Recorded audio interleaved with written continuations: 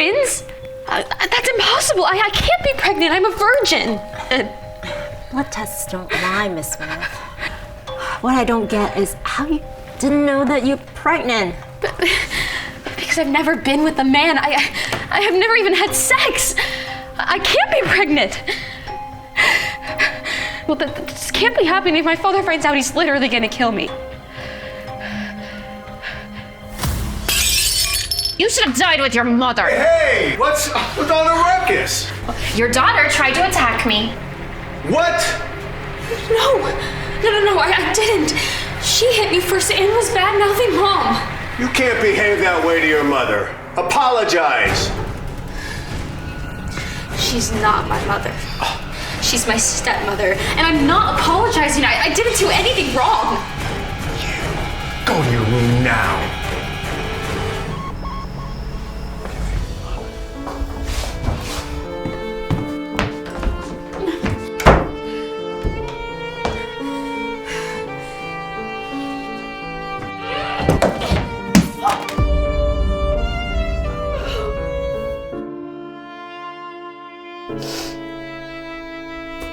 Why did you leave me with these monsters?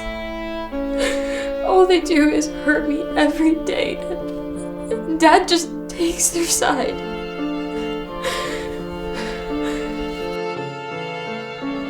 I can't do this anymore. I have to get out of here.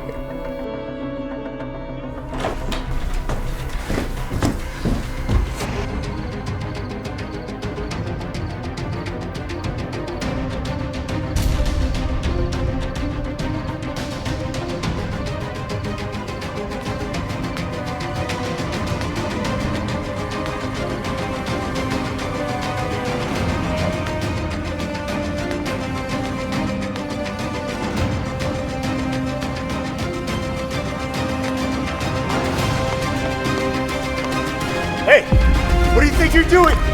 You're trying to run. Go get it now. Go.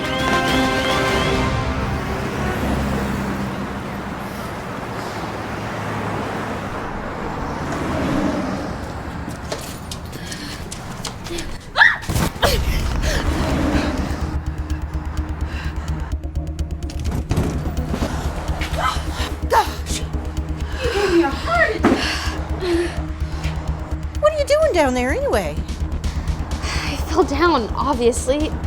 Oh gosh. Here, let me help you. Who's out there? Martha, are you okay? I heard you scream. Put down the bat, it's just a girl. She fell and hurt herself. How many times have I told you to clean this sidewalk? It's so slippery. It's fine. Oh, thank you guys. I got it. I'll just go. Oh, no, you need to get some ice on that. No, seriously, thank you, but I don't want to be a bother. Oh, bother schmother, come on inside.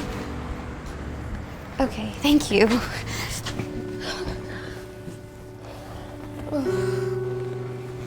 Hon, are you sure you don't want us to take you to the hospital? That ankle looks bad. Oh, no, it's okay. Thank you. It's really no problem. We can take you to the emergency room and call your family. No. Sorry. I'm sorry. I ran away from my family, and I really don't want them to find me, and I can't go back. Why don't you stay here till you're back on your feet? We have a room upstairs, and we can always use a little help around here. Thank you. I promise I'll be really good help.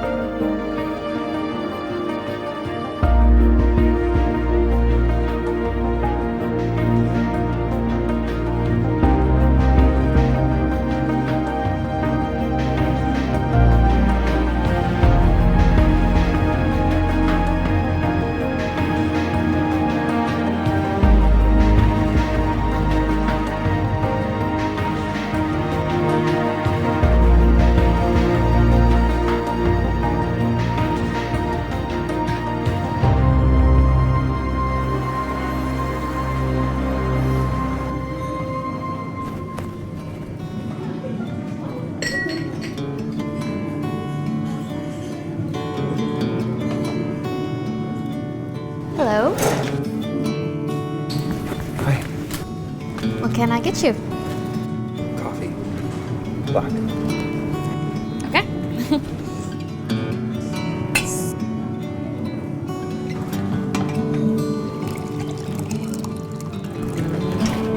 There you go. Thank you, Nora. How did you know my name? Name tag. Oh my god, I am so stupid. It's fine. I'm just getting used to it. Yeah, I'm Justin, by the way. Well, let me know if you need anything else, Justin. Of course.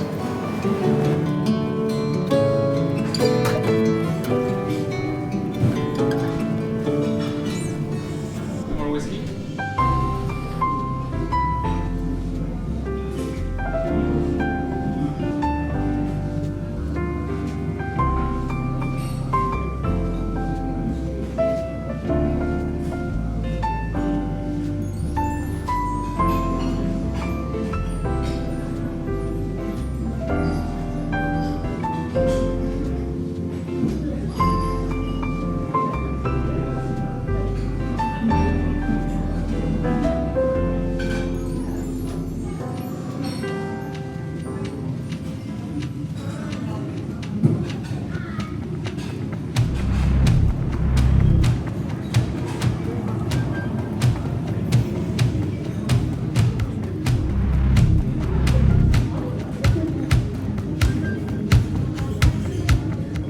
Hey, I need all the information you have on Nora Smith and her family.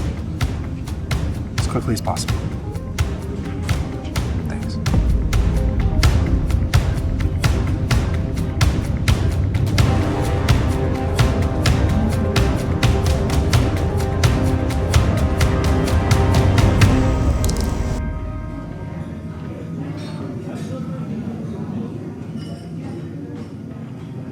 Hello.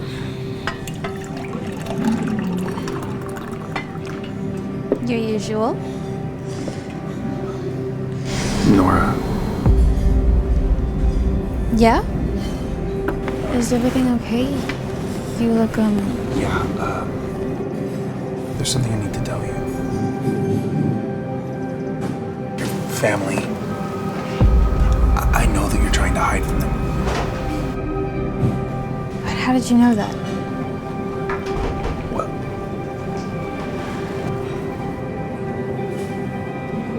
Hey, baby daughter.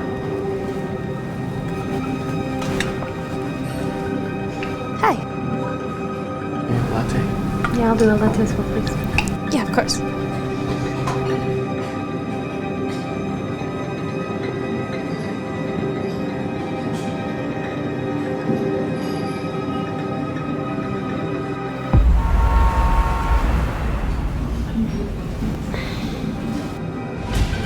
How does Justin know about my family? What was that, hun? Nothing. I'm just in my head about stuff. Justin. I heard. He never had much to say to us, but he sure warmed up to you. Is there something going on there? No, Martha. He's just a customer. I don't have time for all of that. Thanks.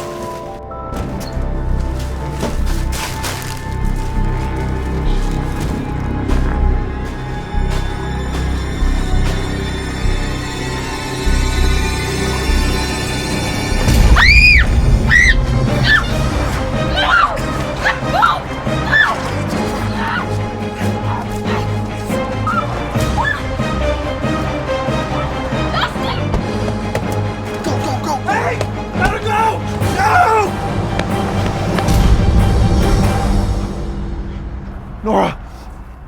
I'll find you!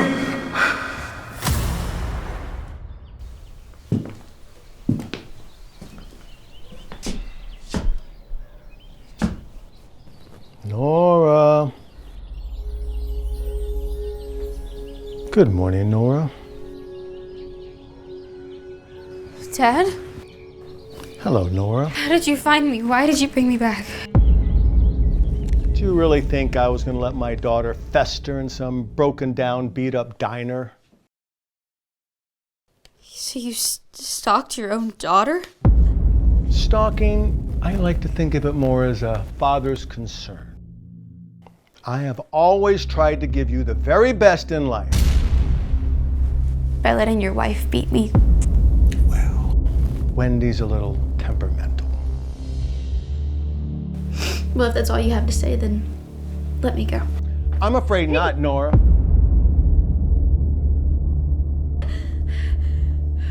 Your mother kept things from me. Important things. Things that are tied to you. What are you talking about? It doesn't matter. You're going to help me get what should have been mine in the first place. Here. I don't understand. Mom's company? Yes.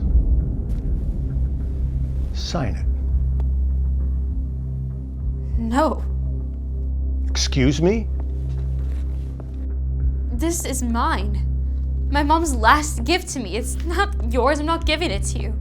Oh, you don't have a choice, Nora. Yeah, I think I do, Dad. You can't just make people do what you want. You obviously don't know the real me very well. What are you talking about? Never mind. That's okay. We'll find another way. What do you mean? Never mind. You just rest up. I'll see you later. Oh, and Nora, don't think about escaping again. Not if you want your little diner family to stay alive. Wait, please don't do this! Yeah, no, everything's taken care of. It's not going to be a problem. There's no way she can say no. Dad, Hold on a second. What? could you take me to the hospital? My stomach hurts so bad and I've been throwing up all morning. Nora, I can't do this now. I've got a busy day today. Just take a pill and go get some rest, okay? We have to be at the party at the Gray Mansion tonight. So I need you to clean yourself up and not look like such a train wreck. Oh, God.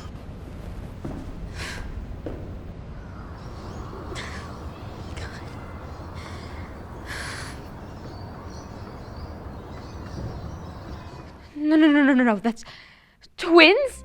That's impossible. I can't be pregnant. I'm a virgin. Blood tests don't lie, Miss Smith. I'm just doing my job here.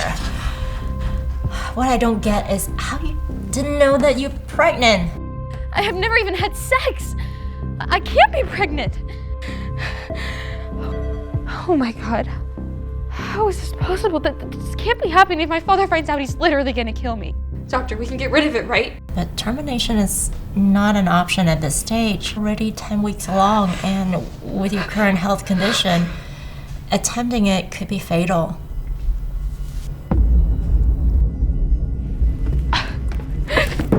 What am I gonna do now?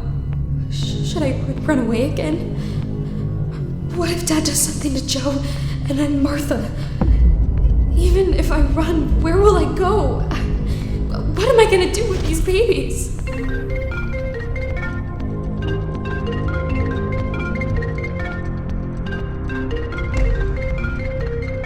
How hard is it for you to pick up your damn phone? You're home all day. You better be ready when I get there. We can't be late for the Grays party.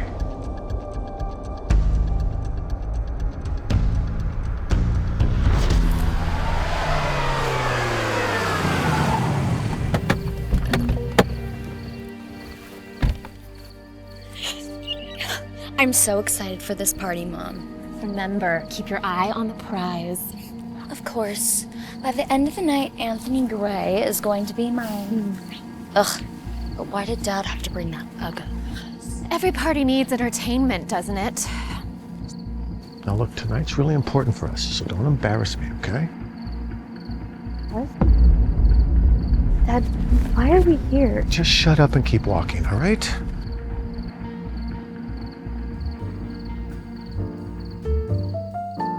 Justin, you're being rude.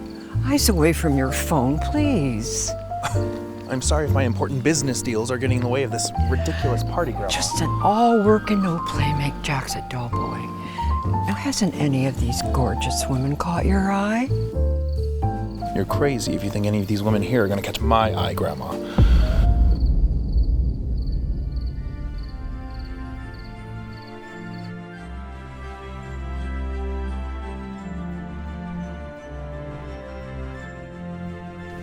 Nora?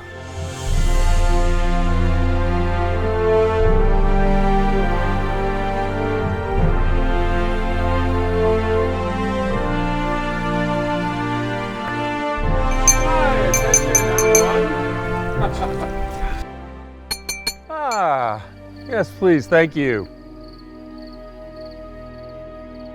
You may be wondering why I've invited you all to this ceremony tonight. It may come as a shock, but it's nonetheless happy. I'm here to announce the engagement of my grandson, Anthony Gray, to Ms. Nora Smith.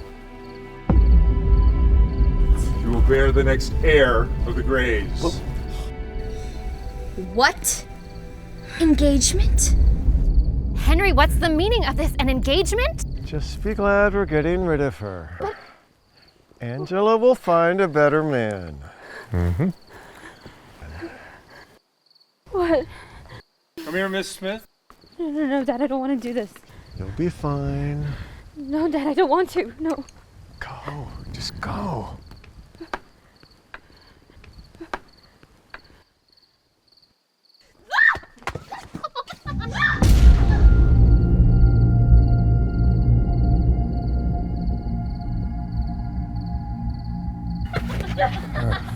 Grandpa, you want me to marry this girl?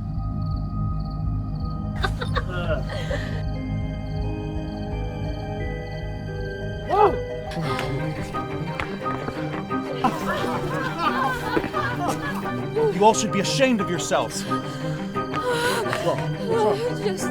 We need to get her to the hospital, now!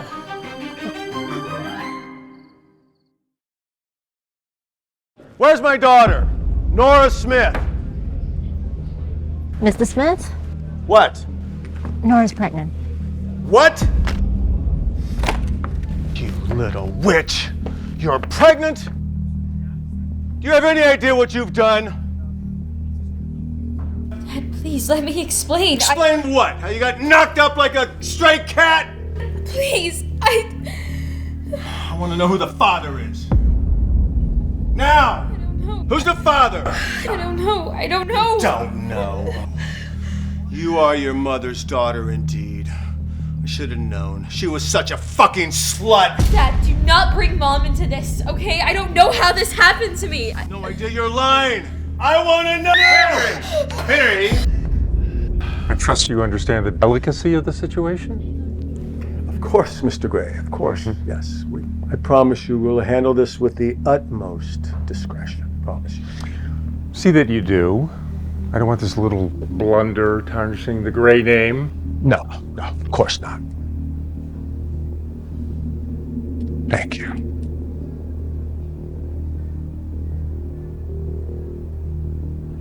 And don't worry, Nora. We'll take care of everything, including those little mistakes of yours. Oh, you can't. We can and we will. We are getting out of here. You come with me now. Come on, let's get out of here. I cannot believe this. This is ridiculous.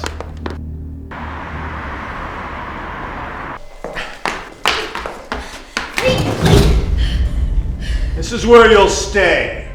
And you'll stay here until I say it's time to go.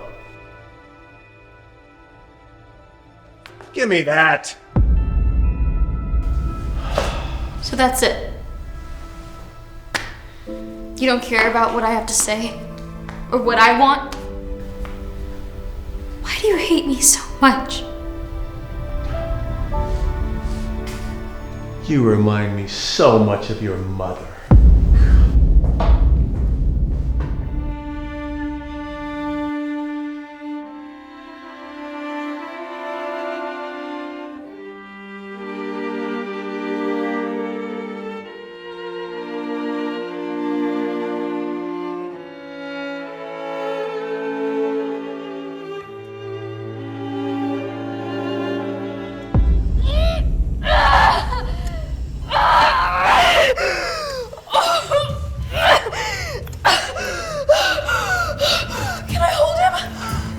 No time. The other one is coming.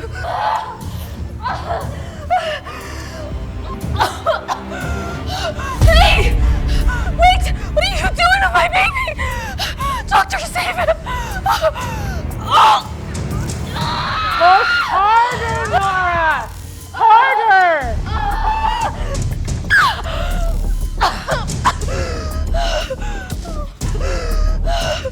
It's a girl.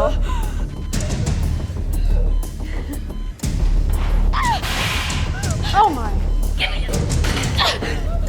Wait, Nora! Nora! Security! Security! Hey, Nora! Stop!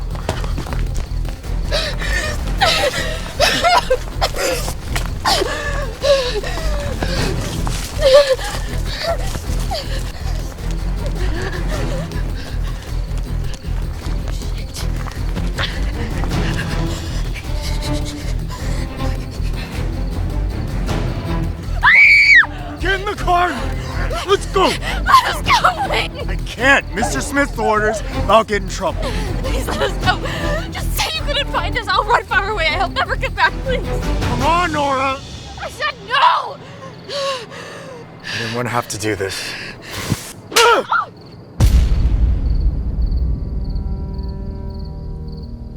Get up. We have to go. Nora?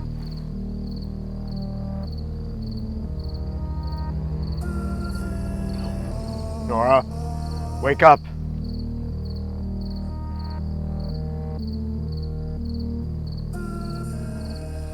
Did you find her? Yes, Mr. Smith. Then what the hell are you waiting for? Bring her and the baby back to the house. Sir. Nora fell and hit her head, and there's a lot of blood, and she's not waking up. I just asked you to bring her back here. It wasn't my fault. It was an accident. She was being stubborn. Shut up. I can. Let me ask you, will she survive? Yes, maybe. If we take her to a hospital, she's losing a lot of blood. So you're saying she'll bleed out and die if we don't get her to a hospital soon? Yes. I can take her. We can make it. We can make it. No. Don't take her to the hospital. Dump her. Dump her somewhere far away. Just do as I say. And make sure no one sees you. And the baby? Leave the baby too. Let them rot together. It'll tie up all the loose ends. No one will ask any questions. And don't waste time. Call me when it's done.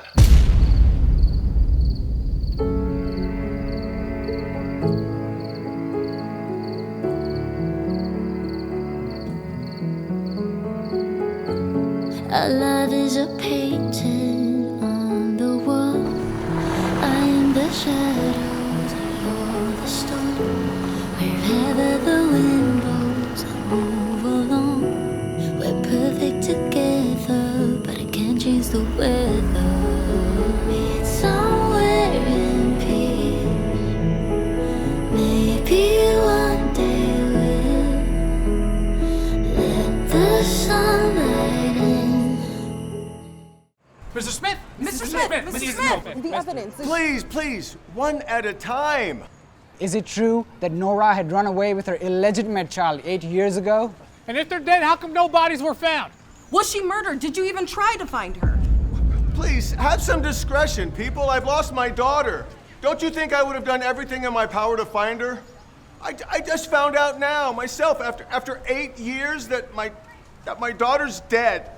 Then why was the search called off just few weeks after her disappearance? What are you talking about? I followed every lead for years.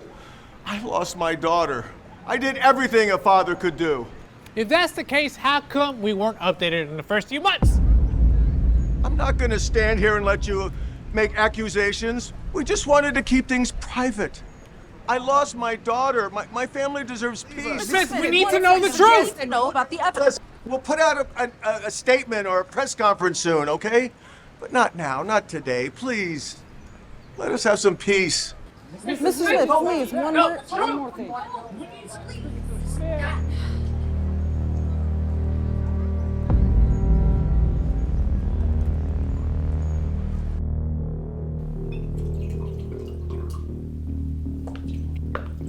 That was quite the performance, darling. Well, you have to make sure they believe, right? Yes.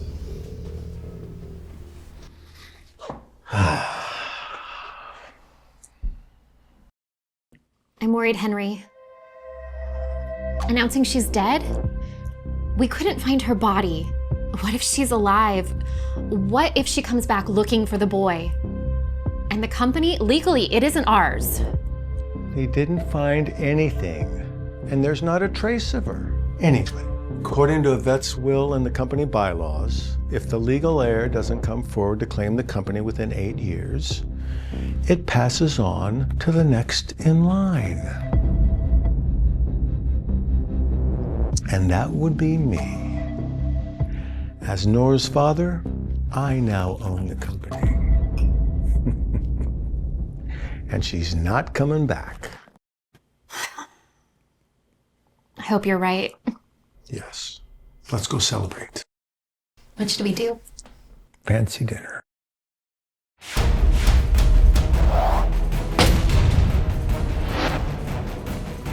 I'm officially stepping in as the new CEO of Idelian Pharmaceuticals. I want to also announce we have a new collaboration with Mr. Gray of Gray Industries. Henry, I'm very proud of what you've managed to accomplish. Cheers. Cheers to you.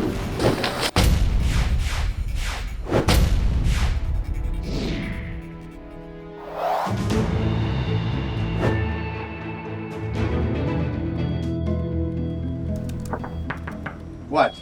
Mr. Smith, there's someone here to see you. I'm busy right now. She says it's something important. Sir, it's Dr. Athena. The Dr. Athena. The surgeon? Yes, sir. What would she want with me? Send her in.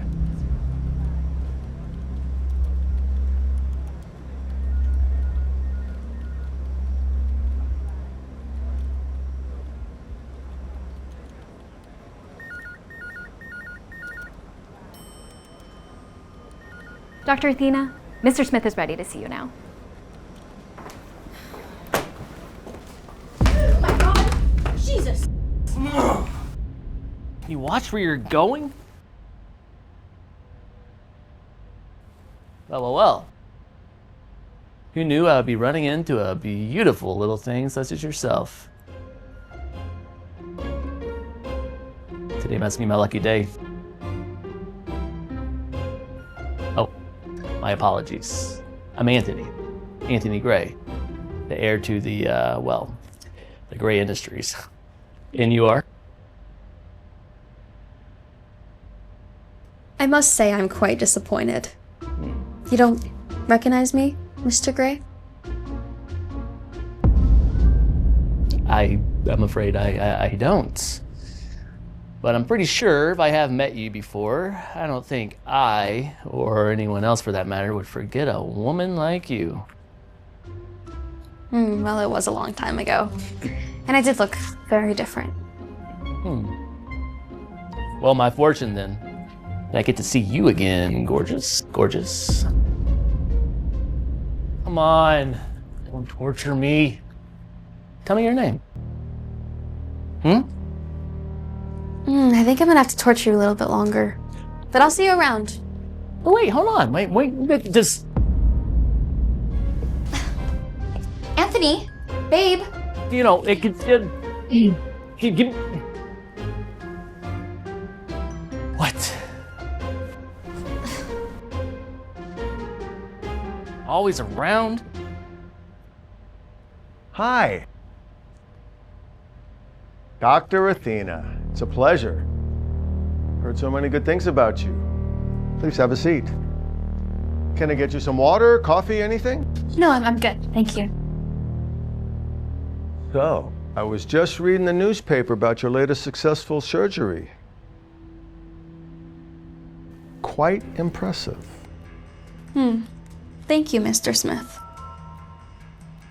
It's quite weird hearing praise from you. What's that mean? Never mind.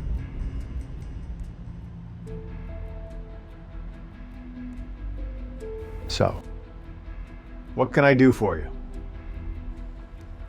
Well, I'm here to discuss a rather sensitive subject. Oh, really? And what would that be? It's about your daughter. Angela, what did she do? Other daughter. Nora. Dr. Athena, I would really rather not discuss Nora. I haven't quite come to terms with her death. Mr. Smith, you don't really seem like it. How did your daughter die? Please, Dr. Athena, I just asked you, can we not talk about it? Her death was unfortunate. Dad, did you see the news? Angie, what the hell? I have a guest! Breaking news today. After a long 8 years, Nora Smith makes headlines by revealing that she is alive. This self-released video confirms she will be back soon. Hi, my name is Nora Smith. I'm making this video to tell you all that I'm alive. What? My life has been a web of lies, and I'm coming back to get what's rightfully mine.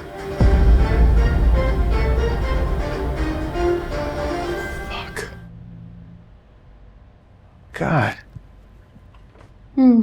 Unfortunate. Was it? Dad? What? Wait, what did you just say?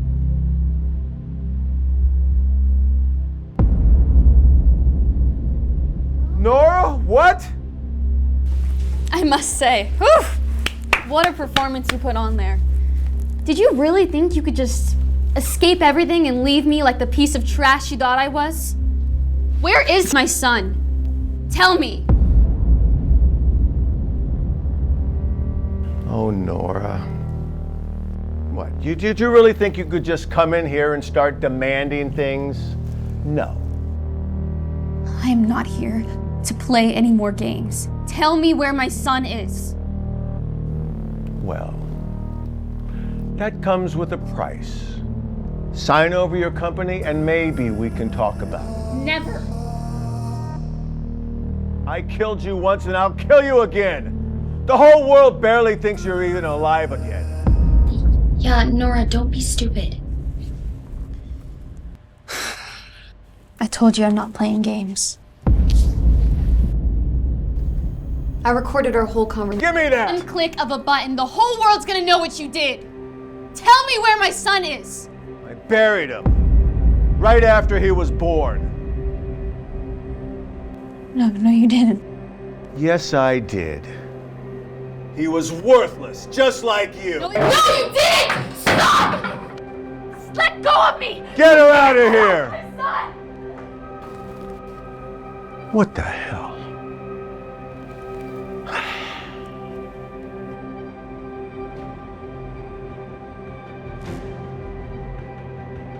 Soleil wants to destroy my father. He deserves to be punished.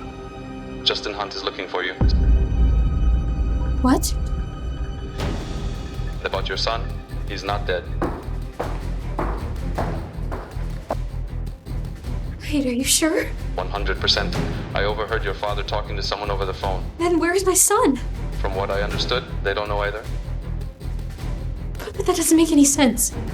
I know. This is also messed up, but don't worry, we'll find him. Just be careful around Justin Hunt. He's enlisted the best hackers to track down Dr. Athena. I'll let you know when I find out why. Hey, thanks for the heads up, Solo. What the heck is going on? Why is Justin looking for me? Where is my son? What the heck were you thinking, Pete? You can't just run off like that. You know how dangerous it is out there. Hey, Justin, take it easy, man. No, Chester, stop coddling my child. Mr. Hunt, this isn't the first time Peter's thrown a tantrum. He makes it impossible to teach him.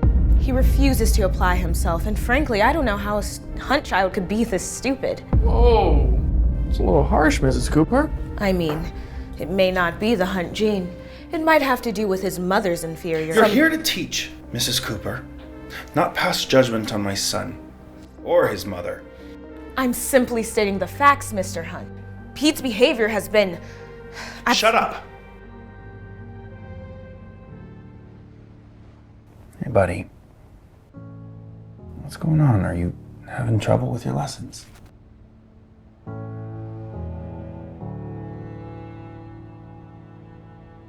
Hey, how about this? Tell me, what's 64 times 25? 1600. That's right. That's right. What about the capital of Bhutan? Thimphu. Exactly. See, you know this stuff, Pete. Why are you pretending like you don't? Good job, buddy.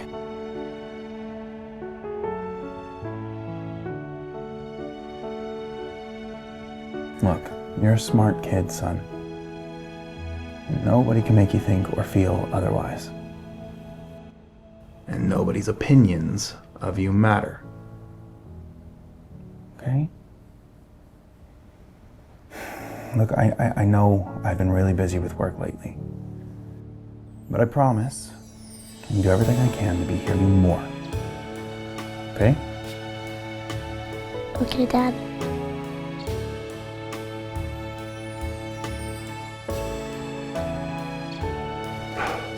Okay, buddy. Yeah.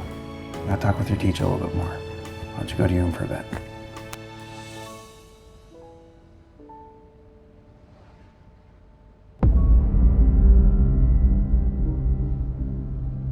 Mrs. Cooper,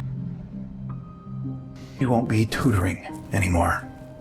And I don't just mean Pete, I mean anyone. Sir, please, this is my livelihood. Well, you should have thought about that before abusing my son and slandering his mother. Right? No one is safe around you. Sir, it'll never happen again. There, Mrs. Cooper. What do they say? You reap what you sow. Nora Smith, do you have any idea what time it is now? I know, sweetie. I'm sorry. Things took way longer than I thought they would. You promised a movie night with ice cream and you broke it.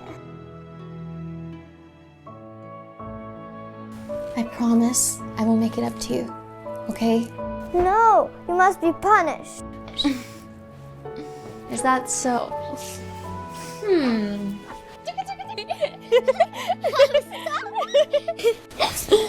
Okay, how about this? Me and you go get breakfast tomorrow morning and you can choose anything you want. Anything. Yay, you're the best! Yay.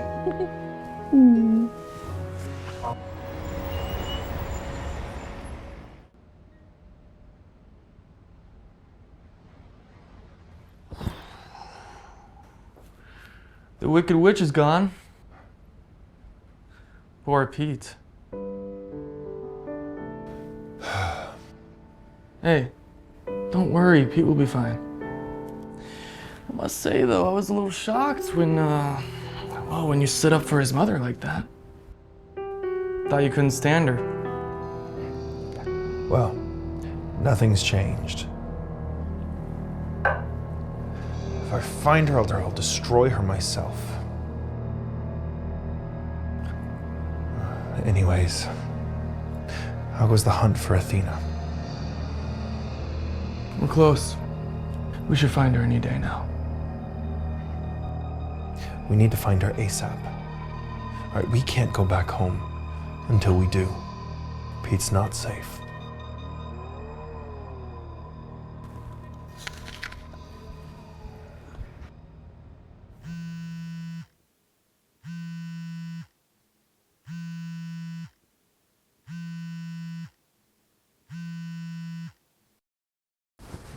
Solo? It's so late. Nora, get out of there. Get out of there right now. What's happening? Your father is sending his men to kill you. I just intercepted a call he had with Mr. Gray.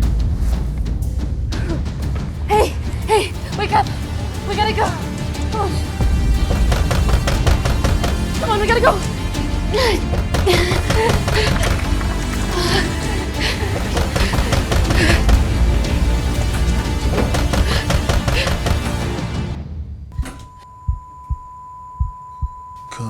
Come out, wherever you want. Mommy, I'm scared. The bathroom's cleared. We're running out of time. She's here somewhere. The intel's solid. What's her name? Nora. Nora! I don't know how you found out we're coming, but it doesn't matter. Because I know you're here. You'll be dead soon. But it doesn't matter.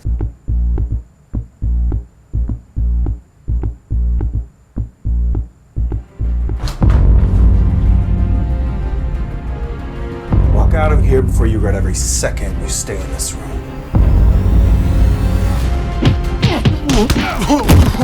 Lawrence, turn the lights on. Guess we made a bit of a mess. Good thing I own it all, it doesn't really matter. Lawrence, have security catch these goons before they walk out. Oh, and fire them too. You want me to set the intruders on fire? What? No, fire the ones who let them in.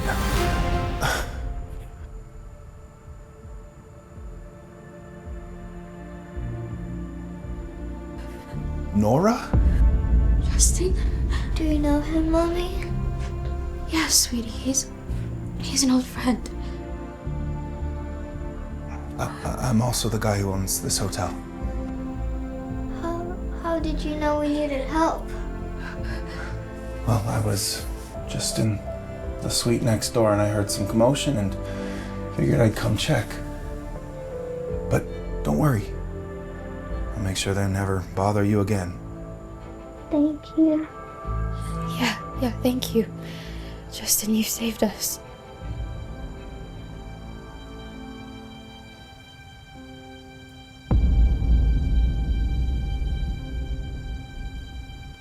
Hey, just wait here for a second. I'll be right back, okay? You're safe.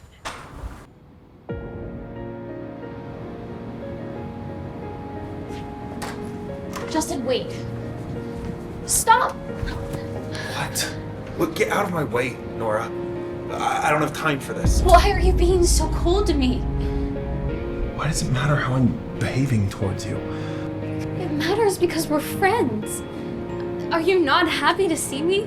Friends? Nora, as of about 2 minutes ago, I thought you were dead.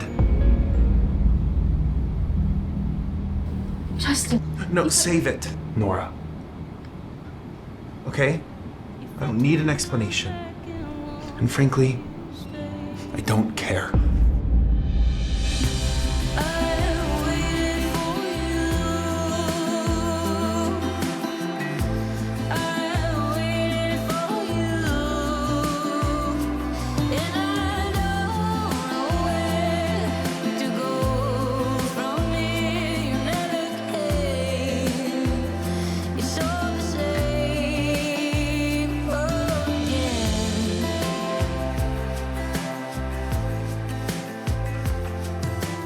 Lawrence, I need you to find out who sent those men after Nora Smith. Okay, it wasn't random, it was intentional, orchestrated. I'm thinking either Gray or Smith. Understood. I'll start digging and report back as soon as possible. And Lawrence, keep it quiet. I don't want anyone knowing my involvement. As usual, sir. Oh, and Lawrence, for heaven's sake, next time the suite next to mine is allotted, run it by me first.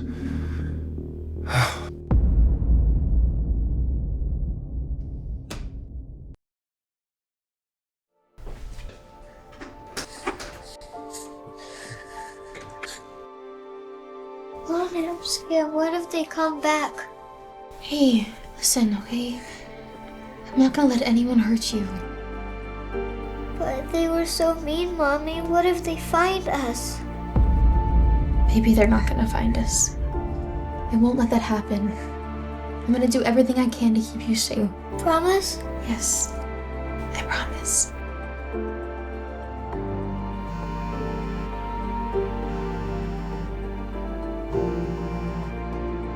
Solo, thank you so much for alerting us. You saved us. Nora, listen, you need to stay alert. Take my advice. Whatever you're here for, get it done and leave. Fast.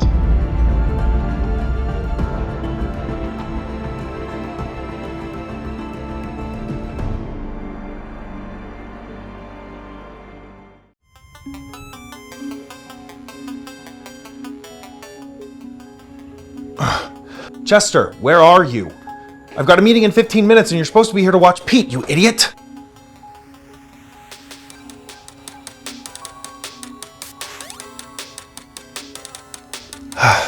Hey, bud. So, Uncle Chester's supposed to be here to watch you, and I'm sure he'll come, but I gotta step out now. I gotta go now. Don't open the door for anyone. Got it? Okay, Dad. Dad? What's up? Did you find Dr. Athena? No, not yet, but we've got people looking for her day and night. I miss Grandma. So do I. But you know what? Nothing's gonna happen to her. Okay? Find Dr. Athena today. Okay, Daddy. Chester, pick up.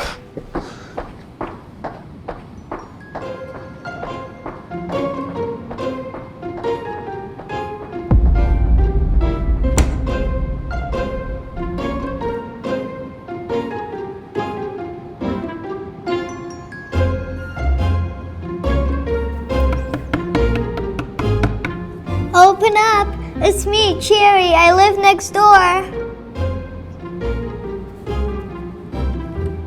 Go away. I'm not supposed to talk to anyone. But I don't have anyone to play with. Can we just hang out for a little while, then I go back? I can't. My dad says no talking to anyone. He won't like it. But what if your dad won't find out? Just 20 minutes, then I go back. I promise.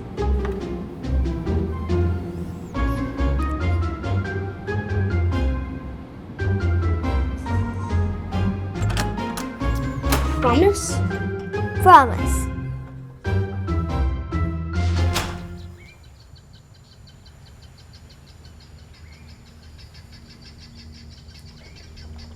Grandpa, you hear about Nora? She's alive. You must have known. Yes, I heard. But what does that change? You're still engaged to Angela, right? No, forget about Angela. Okay, cancel that. Fix me up with Nora. She's the one I should be marrying. Oh, now you want Nora because she came back and because she's gorgeous, right? Nora owns the pharmaceutical company, and Henry has no control over it. If we act now, if I marry Nora, we'll gain control over the whole business. It's the smartest move, and frankly, it's the only move we have. Let me pretend that I'm impressed with you, because I know your real intention and where your head's at. Maybe you're right. Angela's of no use to us anymore. Yeah. Wait, what do you mean where my head's at?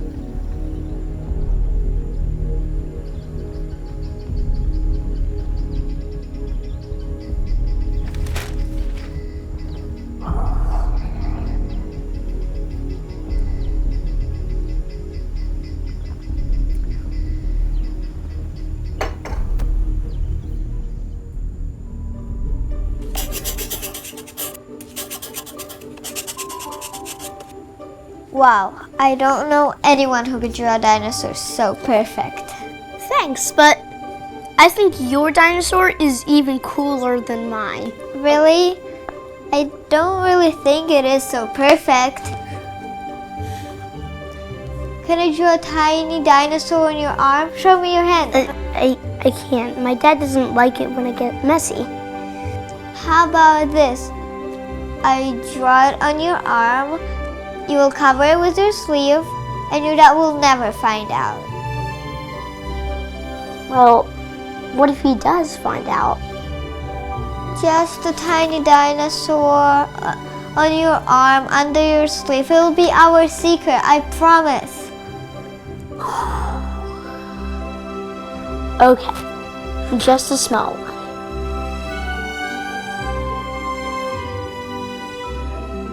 Petey, you have a mole just like mine. See? Right here in the exact same spot.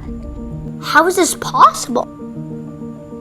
Maybe we are connected somewhere, like twins?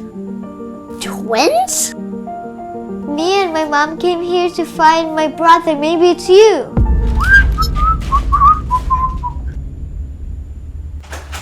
Oh God. Today's the last day on this earth for me. Hey Pete, if your dad finds out that you let someone in, he's gonna yell at you. But he's gonna kill me. I'm sorry, Uncle, but she's not just anyone. She's my friend. This isn't a game, Pete. Your dad was very clear. Don't let anyone into this room.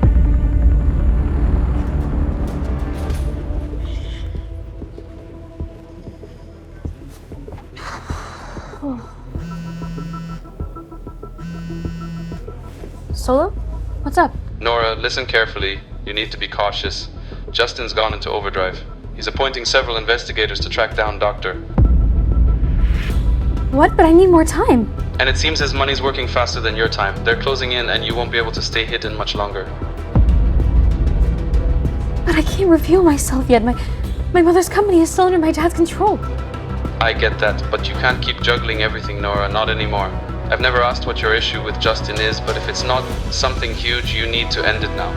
Because if he finds out when it's too late, he'll tear you and everything you care about apart.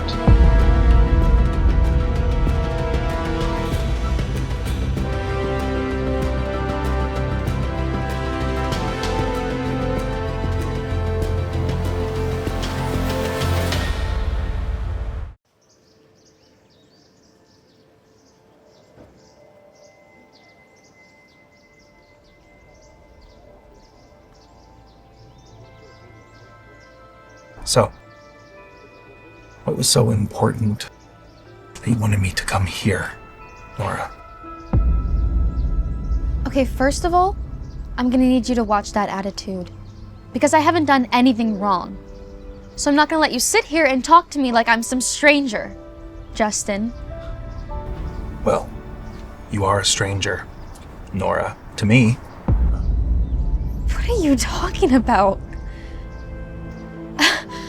I'm gonna ask you one more time, what is your problem with me? My problem? My problem is that you showed up in my life again.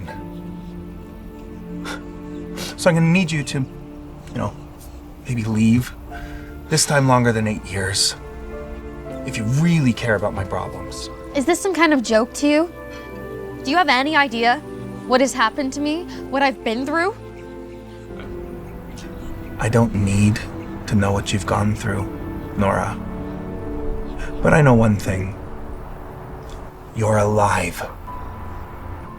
I deserved a phone call.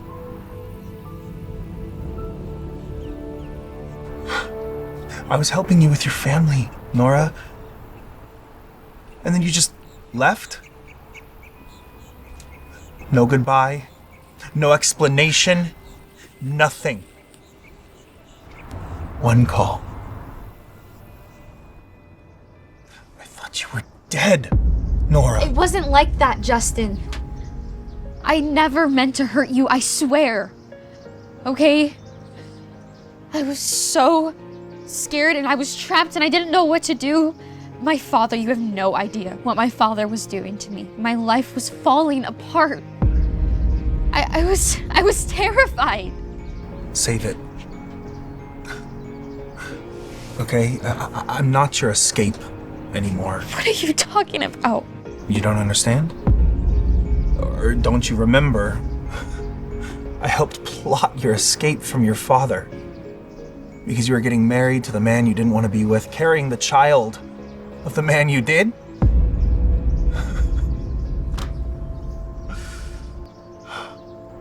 And using me. Because what? You knew nobody would cross me? You're crossing the line, Justin. You can't question my character like that. No. Mm-mm. Does your sweet child even know who her father is? Or do you keep using that same old excuse of a lie? That you never slept with me? You know what? I don't even know why I gave you my time. I've got my son to get back to. Bye, Nora.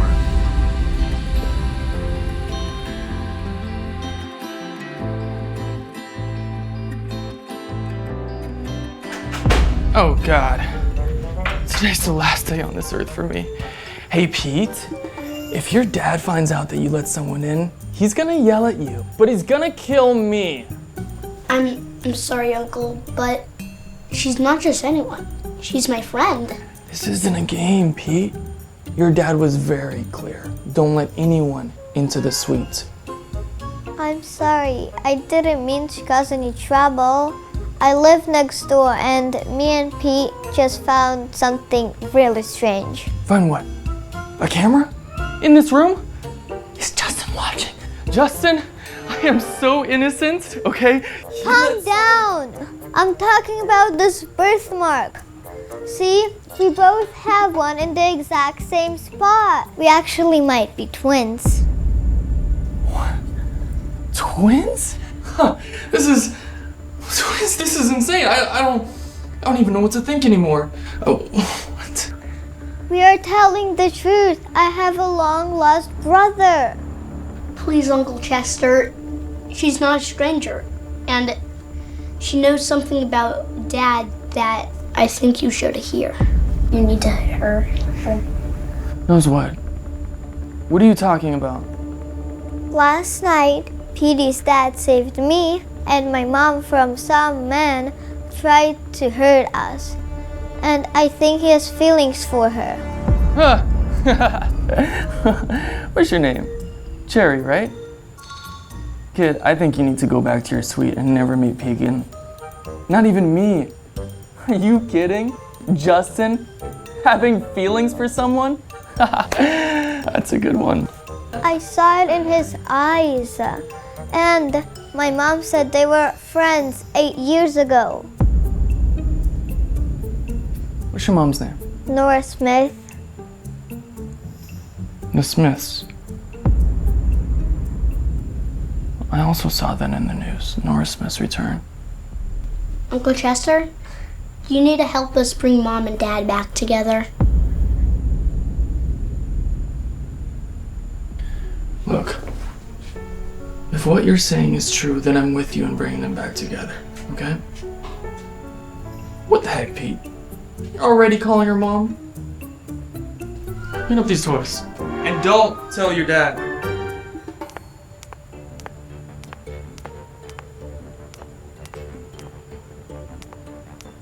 I swear, Mom, ever since Nora's come back into our lives, it's like I'm being ignored by Anthony.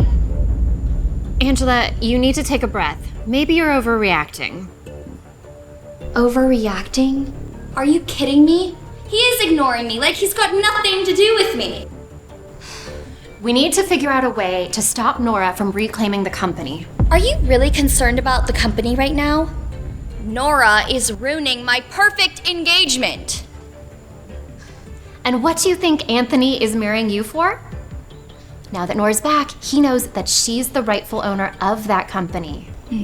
So he's pulling away because he's worried she might reclaim the company. Exactly. If the Greys think that Nora has a shot at reclaiming the company, they're gonna start to question everything about your engagement. We can't let that happen, Mom. I won't let that witch ruin my life. Don't worry, baby. Your dad will make sure of it. And so, what if she reclaims her precious little company? What's our backup plan? There is no backup plan. If that happens, we're done. I know something we can do if things go south. You and Dad can set me up with Justin Hunt.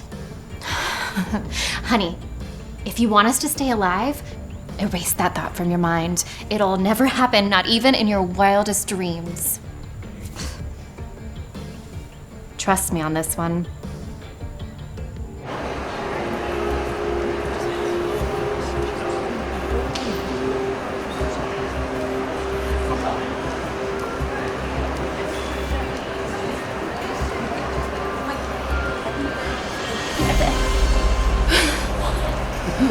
I'll call the ambulance.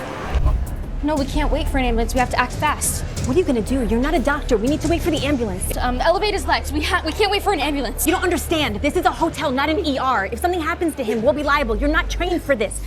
Please. Dr. Athena? Now, unless you want his death on your conscience, get me a first aid kit now. What's going on? Mr. Hunt, someone had a heart attack. You're not gonna believe this. We had a doctor here. 911? Nora? You're Dr. Athena.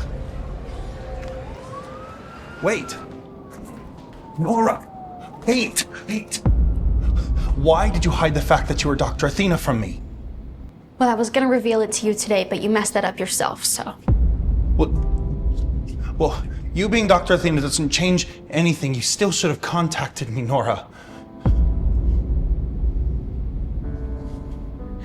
If I would have contacted anyone from my past, it would have gotten me and my daughter killed.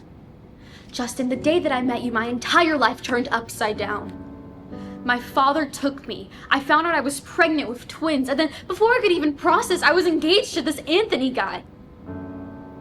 When my father found out I was pregnant, he locked me in his basement until I gave birth. And then I only made it out with my daughter. I have been chased and hunted for years. And this entire time, I've been thinking about one thing only. Save my daughter.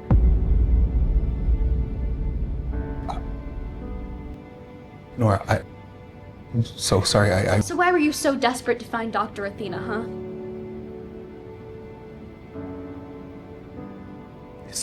It's not for me. It's for my grandmother. She's been in a coma for months, and my family is blaming my son for pushing her down the stairs and causing her condition. But look, I know Pete didn't do it. But my Uncle Raymond he's threatening to kick him out of the family and send him to juvenile detention. Nora, no other doctors have given us any hope. My last chance to save my son. Your son?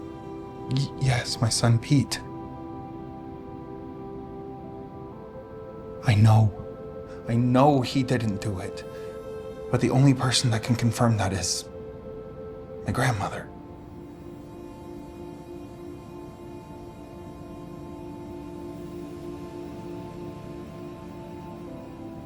I want to help you. You do? I want to do everything I can to save your grandmother. Thank you. Thank you, Nora.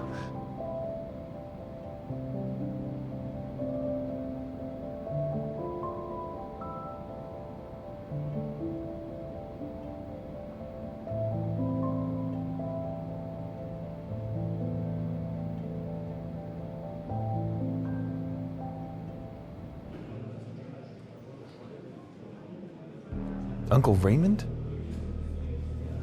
What are you doing here? You didn't think I'd just let you bring some kook in to treat my mother, did you? This kook is a world-renowned neurosurgeon. She's on her way here now. All the experts from all over the world have checked my mother. You think your hotshot doctor is going to tell us something different? Perhaps not, but I need to try everything I can before I give up. Nora. Mr. Hunt? Hey. Right this way. I'll be right back, okay, bud? Here. I'm gonna need all of her reports and to talk to her doctor. Of course. Whatever you need, I'll have it immediately.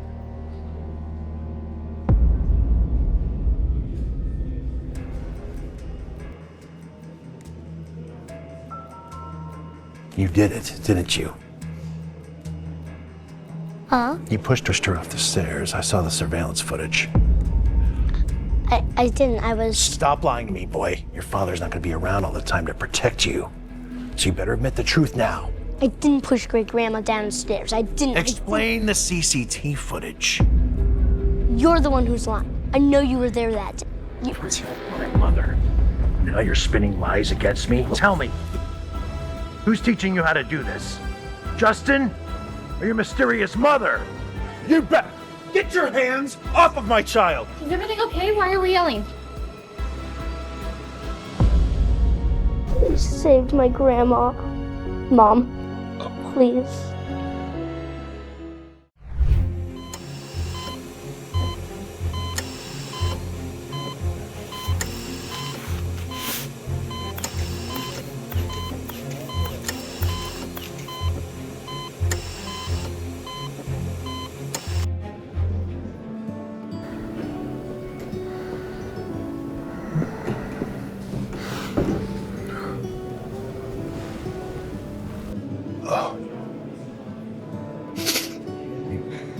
How is she? It was an invasive procedure, but it went well. The hard part's over now, so all we can do is sit back and hope. We'll be watching her vitals all night. Okay.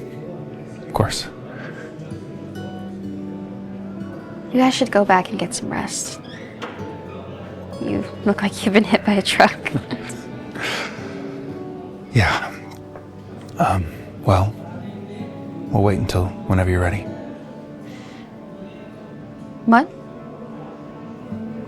Well, I figured we're both going back to the hotel. We could just take you. Oh. No, that's not necessary. I still have a bunch of cleaning up to do, and I'll just take a cab back. Yeah, sure thing.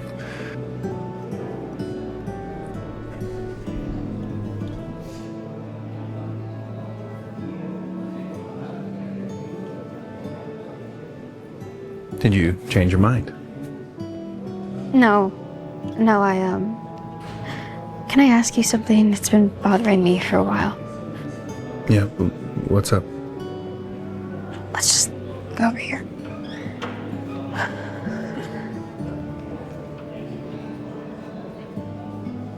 It's about Pete. Where is his mother? Nora. Look, don't get me wrong, it's so heartbreaking seeing him grow up without a mom.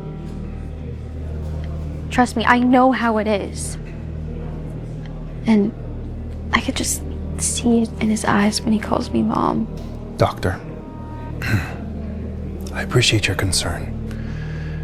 And he may have called you mom, well, because he's still a child and you're a figure of authority. I'm sorry he did that. But rest assured, I am more than enough for my child. I'm sorry, I don't want to overstep. Look, I know you're a good father. I really do, but what if his mother wants to come back? I won't let that happen. Really despise her that much? Dislike her? I feel nothing but hatred for that woman. Good night.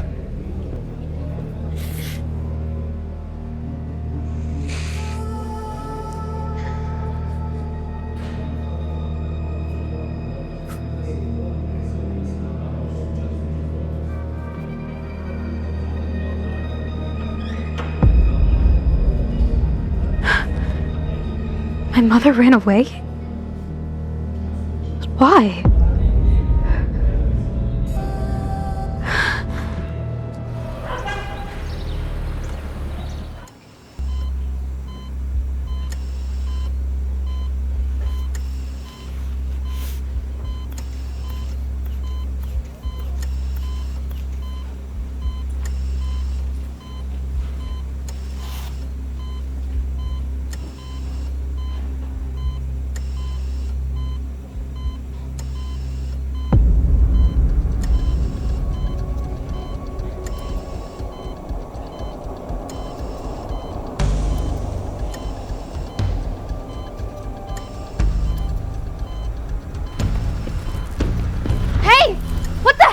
Doing? What the? Don't let him go. He was tampering with her medicine.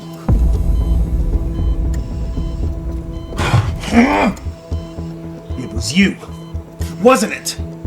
You pushed her and then blamed Pete. Justin, no. Don't lie to me. Yes, I did it.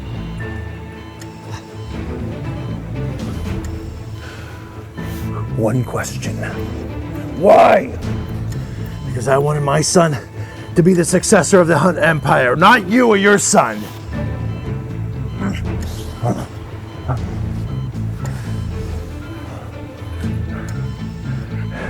Call a family meeting. Now. I'll take care of her.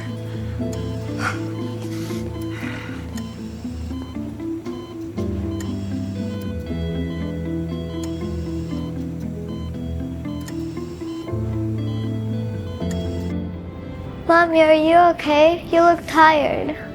You look sad. Yeah, sweetie, I'm okay. These last few days have just been a lot, you know?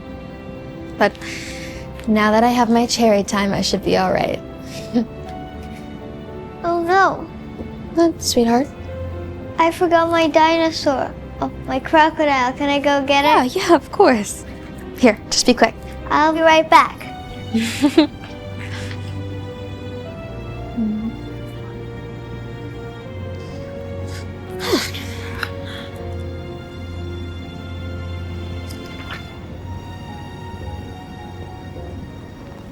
Your daughter's adorable. Dad? What are you doing here? You didn't think you could actually escape, did you? What do you want? No. You know what I want. Just give up, Dad. I'm not giving you the company. It's mine, and it will never be yours, ever. Watch what you say, no. There's nobody here to protect you anymore.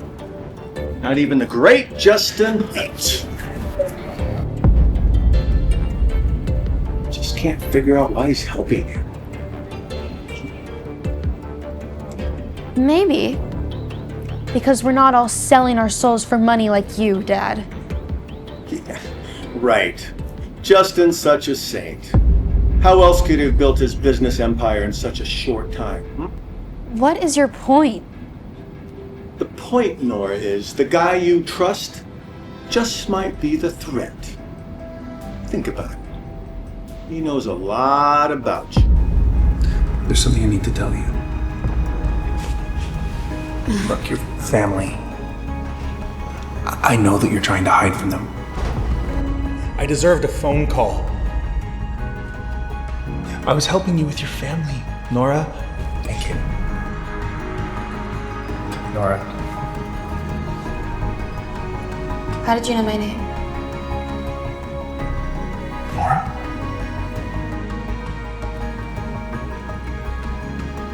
Is Dad right? Was Justin trying to play me? Wow. You know, Dad, it's really funny how you think you can still manipulate me. The old Nora is dead. You killed her, remember? Hey, sweetie. Oh. Hi, sweetheart. It's good to finally meet you. Mommy, who is this? Nora. You haven't told her about me? I'm your grandpa, sweetheart. No, you're the bad guy. Yes. See, I've told her everything she needs to know. Really? Have you told her why you're back? Your mommy's back to find your brother. Mm-hmm. Got a little surprise for you.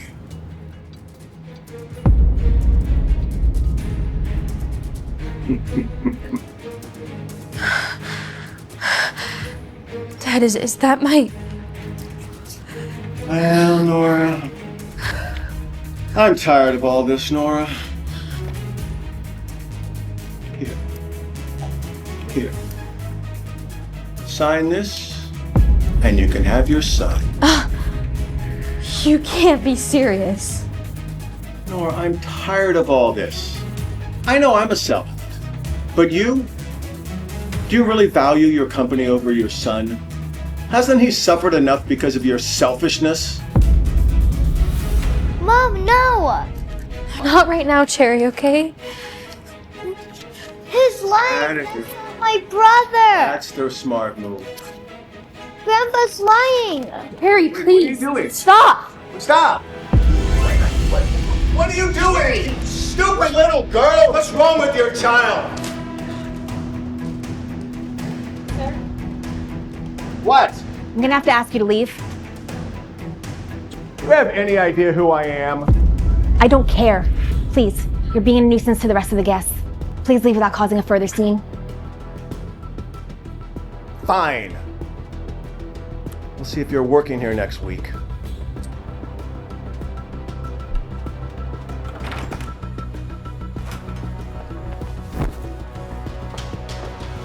Cherry.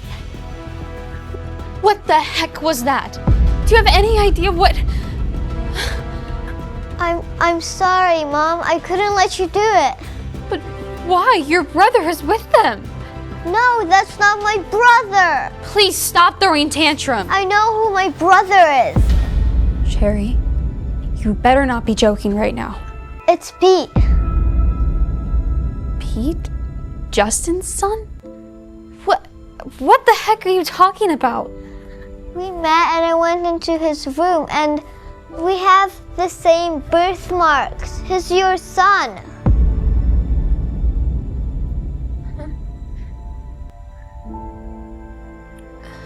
I buried him right after he was born. And about your son, he's not dead.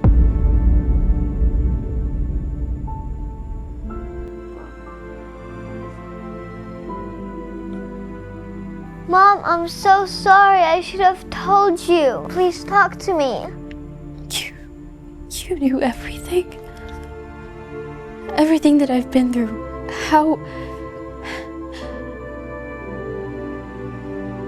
How could you do this? We met and I found out about that we were brother and sister when you were too busy at work.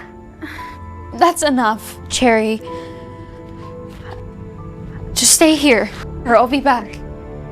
Mom, where are you going?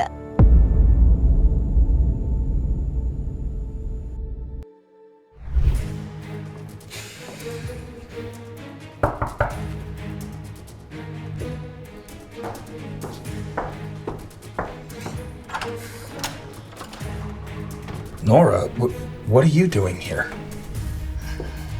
I need to know something. I need to talk to you. What? What's the matter? You look... Where's Pete? He's in his room. Why? Can you just bring him out? I'd like to see him. Why? Can't you just bring him out? No, I can't just let you talk to my son. Tell me why. You want to know the reason? Fine. I want to know who Pete's mom is. Who is she, Justin? Nora! Just tell me, Justin. I deserve to know the truth. Who is she? How did you find him? Where did he come from? I've already told you. I don't like talking about her, okay? Fine. If you won't tell me, then I'll ask Pete. He's got to know something about it. Pete, where are you? Nora, you're crossing a line. I don't care. Pete! Nora, get out! No, I am not leaving until you tell me who Pete's mom is. Look, Justin, I know this is hard, but I just have to know. Do you know who his mom is? Have you ever met her? I mean, are you really Pete's biological dad? Damn it, Nora! I've already told you. I won't talk about that monster who abandoned her child. And what the heck do you mean am I Pete's biological father? Why the sudden interest in Pete? Because I deserve to know the truth. Deserve? What do you mean you deserve? You mean nothing to me or Pete. Just because you helped my grandmother. We've known each other for years. Known each other? Oh, you've got some nerve. What? What does that mean? Nora, I was there for you when you needed me the most. And what did I get in return? Radio silence. Disrespect. Lies. You used me, Nora. And then you just disappeared. And now you show up here at my door demanding answers. That is not what happened. I don't have it in me to re-explain everything. That is so different, Justin, so different. Different?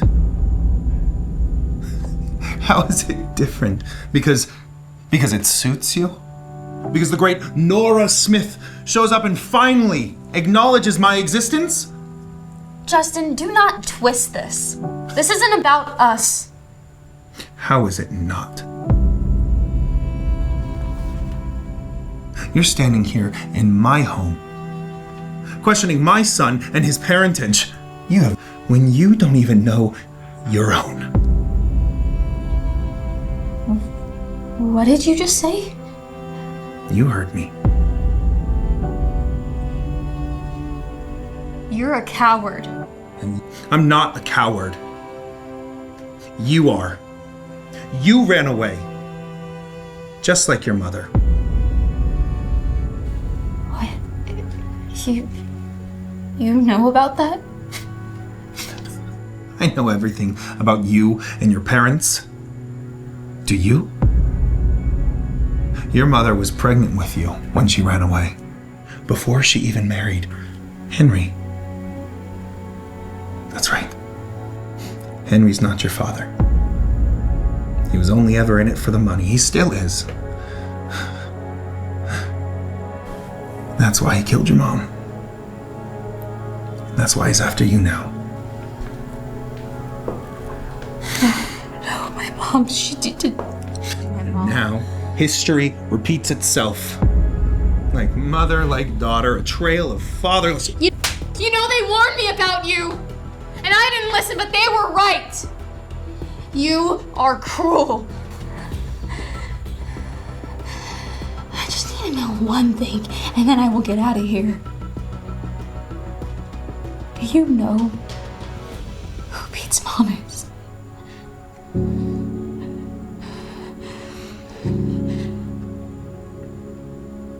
No.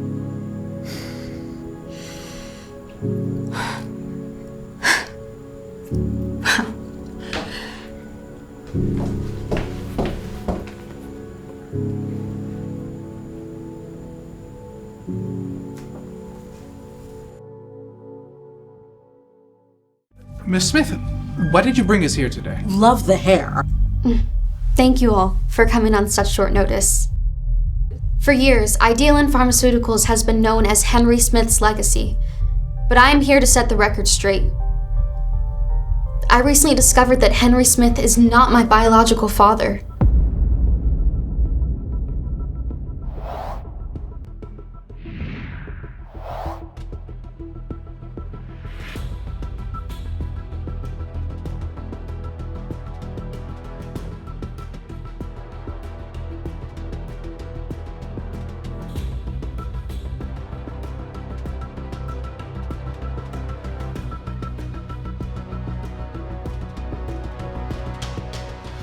Justin was right. Henry's not my father. Unbelievable. Are you sure? I have the DNA test right in front of me. Solo, I even took the samples myself. Everyone's been lying to me my whole life. and according to company bylaws established by my late mother, Yvette Anderson Smith, only direct blood descendants can inherit the ownership of Idealan Pharmaceuticals. This means that I, my mother's only child, am the legal, rightful owner of Idealan Pharmaceuticals.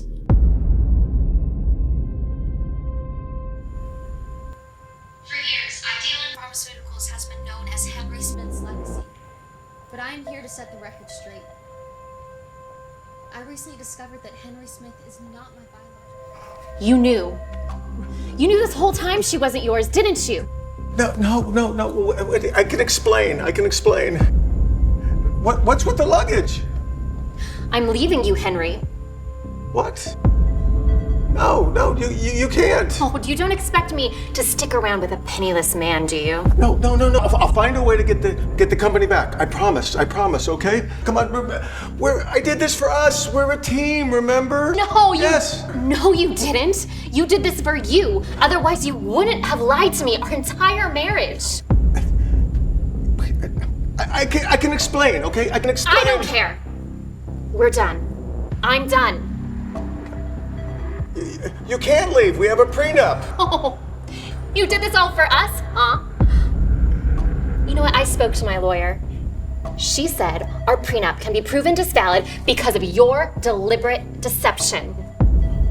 I could take you to court and throw you in jail for what you did.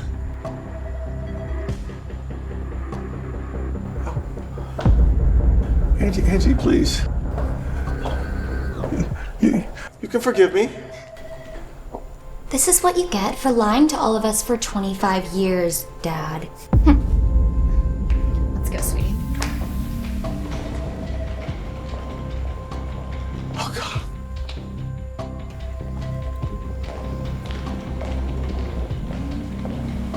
I recently discovered that Henry Smith is not my biological father.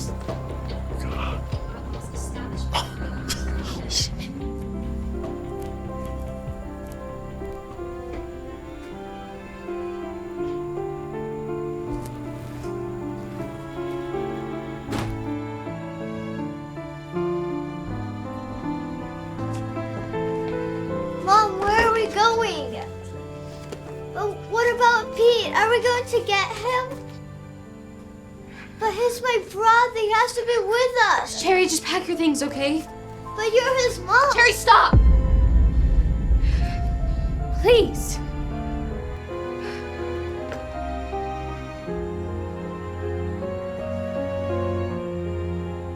I want to know my mom, Dad. Pete. Didn't you help me find her and be with her? Son.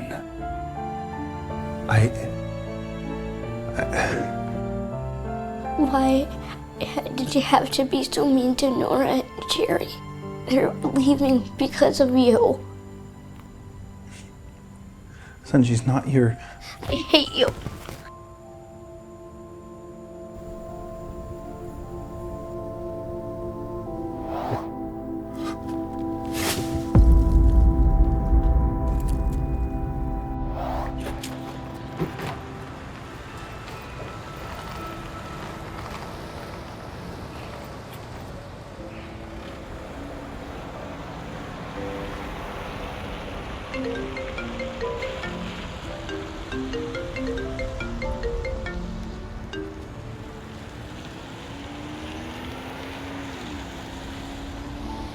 You took everything from yourself, Henry.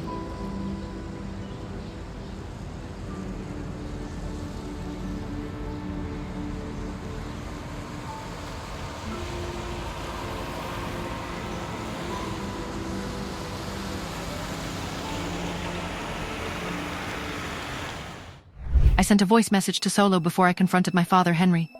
Solo. He's called me in at his office. Be ready for a ghost transfer. A big one. And reverse it on my signal. I sent the message. The city's hum was fading as I stepped into the elevator. Henry's office reeked of power and stale cigars. He sat behind a massive mahogany desk, a cruel smile twisting his lips. Nora, always punctual. Cut the crap, Henry, I said, my voice flat. Tell me about the father of my children. Information has a price, he purred, his eyes glinting. A chime sounded from his phone. His smirk deepened as he checked the screen. "Good girl," he purred. "Now here's what you really paid for. I don't know who their father is." My hands clenched into fists, but I kept my composure. "But," he continued, "I do know who your son is. Peter Hunt." The name hit me like a physical blow. "Pete, my son, Justin Hunt," Henry continued, relishing his words. "He'll bury you." I stood. "Thanks for the information, Dad." Another chime. The smile vanished. Nice doing business," I said, turning as he slammed his fist on the desk, the sound echoing through the opulent room.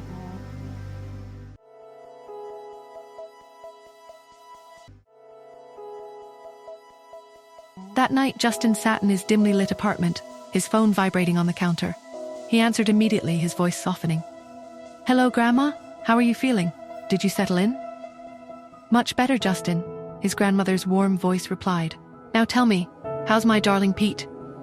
Justin's smile faded, his gaze drifting to Pete's closed bedroom door. "Grandma, Pete's upset. He asked about his mom and I lied. Oh, sweetheart, he's just hurting. And then there's Nora." Justin hesitated. "I don't know how to fix all this. Then maybe it's time for a fresh start. A new city, a new home. You're more than welcome to stay with me here." Justin nodded. "We'll come. That's a wise decision, my dear boy. And don't worry, no harm will come to Pete while I'm alive." Justin set the phone down, his gaze lingering on Pete's door. This is the right thing to do. Later that night, I leaned against the hotel window, my fingers tightening around my phone as I called Solo. The line barely rang before he picked up, his voice thick with sleep. "Nora, what's wrong?" I didn't waste time. "Where's Justin right now?" Solo exhaled sharply, suddenly more awake. "Why?" I clenched my jaw. "Because I need to get to Pete. He's my son, Solo, and I'm going to take him back." Silence. Then Solo, always too rational for my liking, said, "And then what? Make Justin trust you, get close, make him let his guard down, make him fall in love with you." I froze, then let out a sharp laugh. "I hate him, Solo.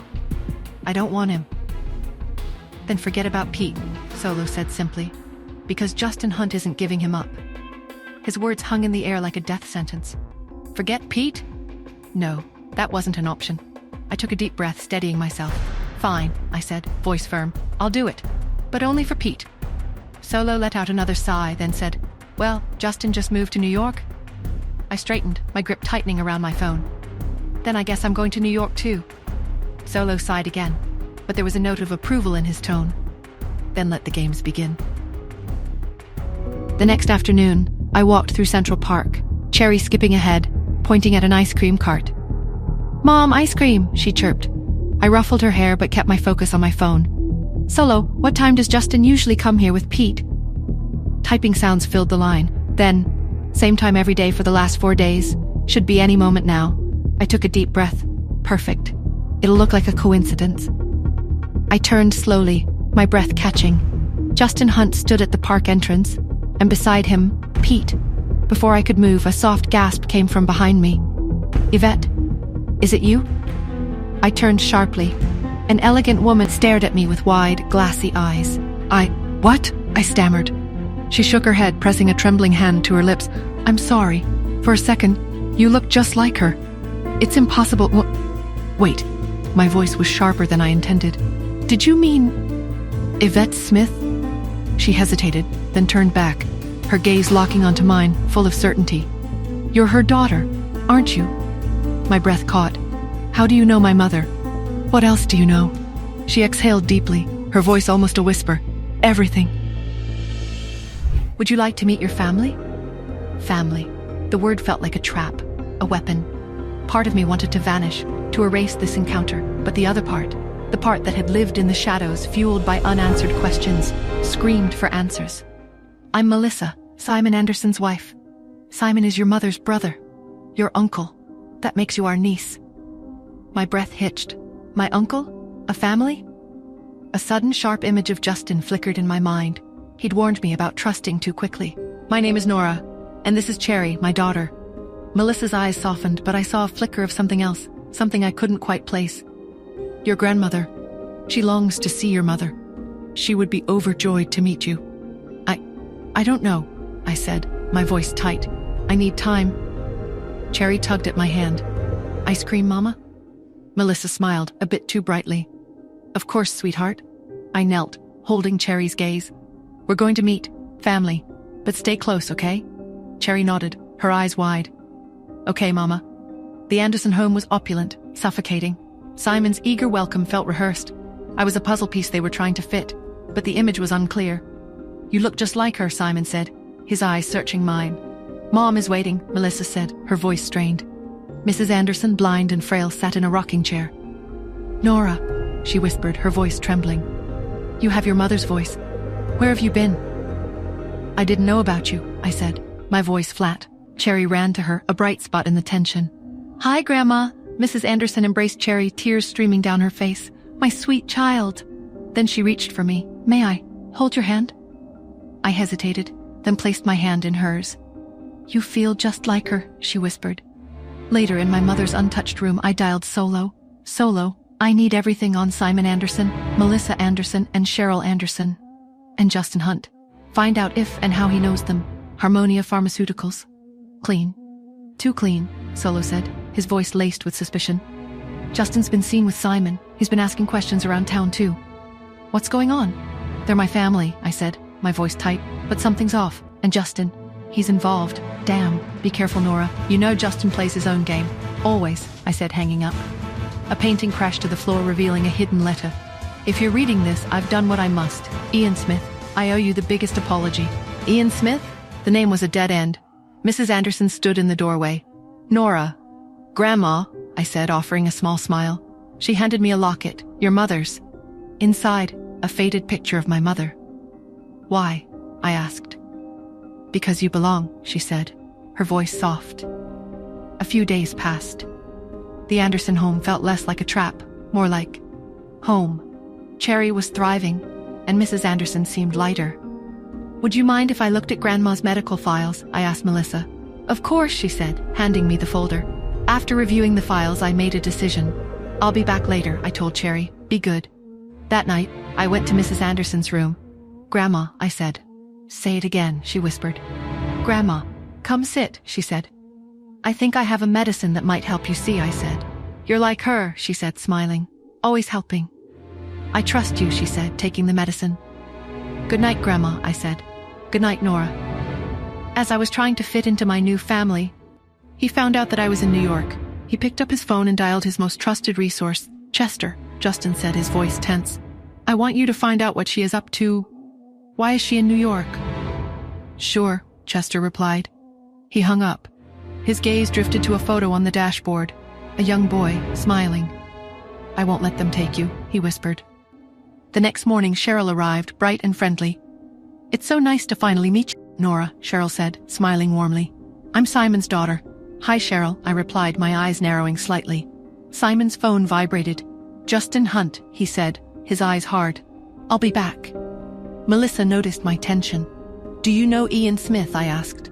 She froze, her eyes widening. Cheryl's panicked voice echoed through the house. Mom! Dad!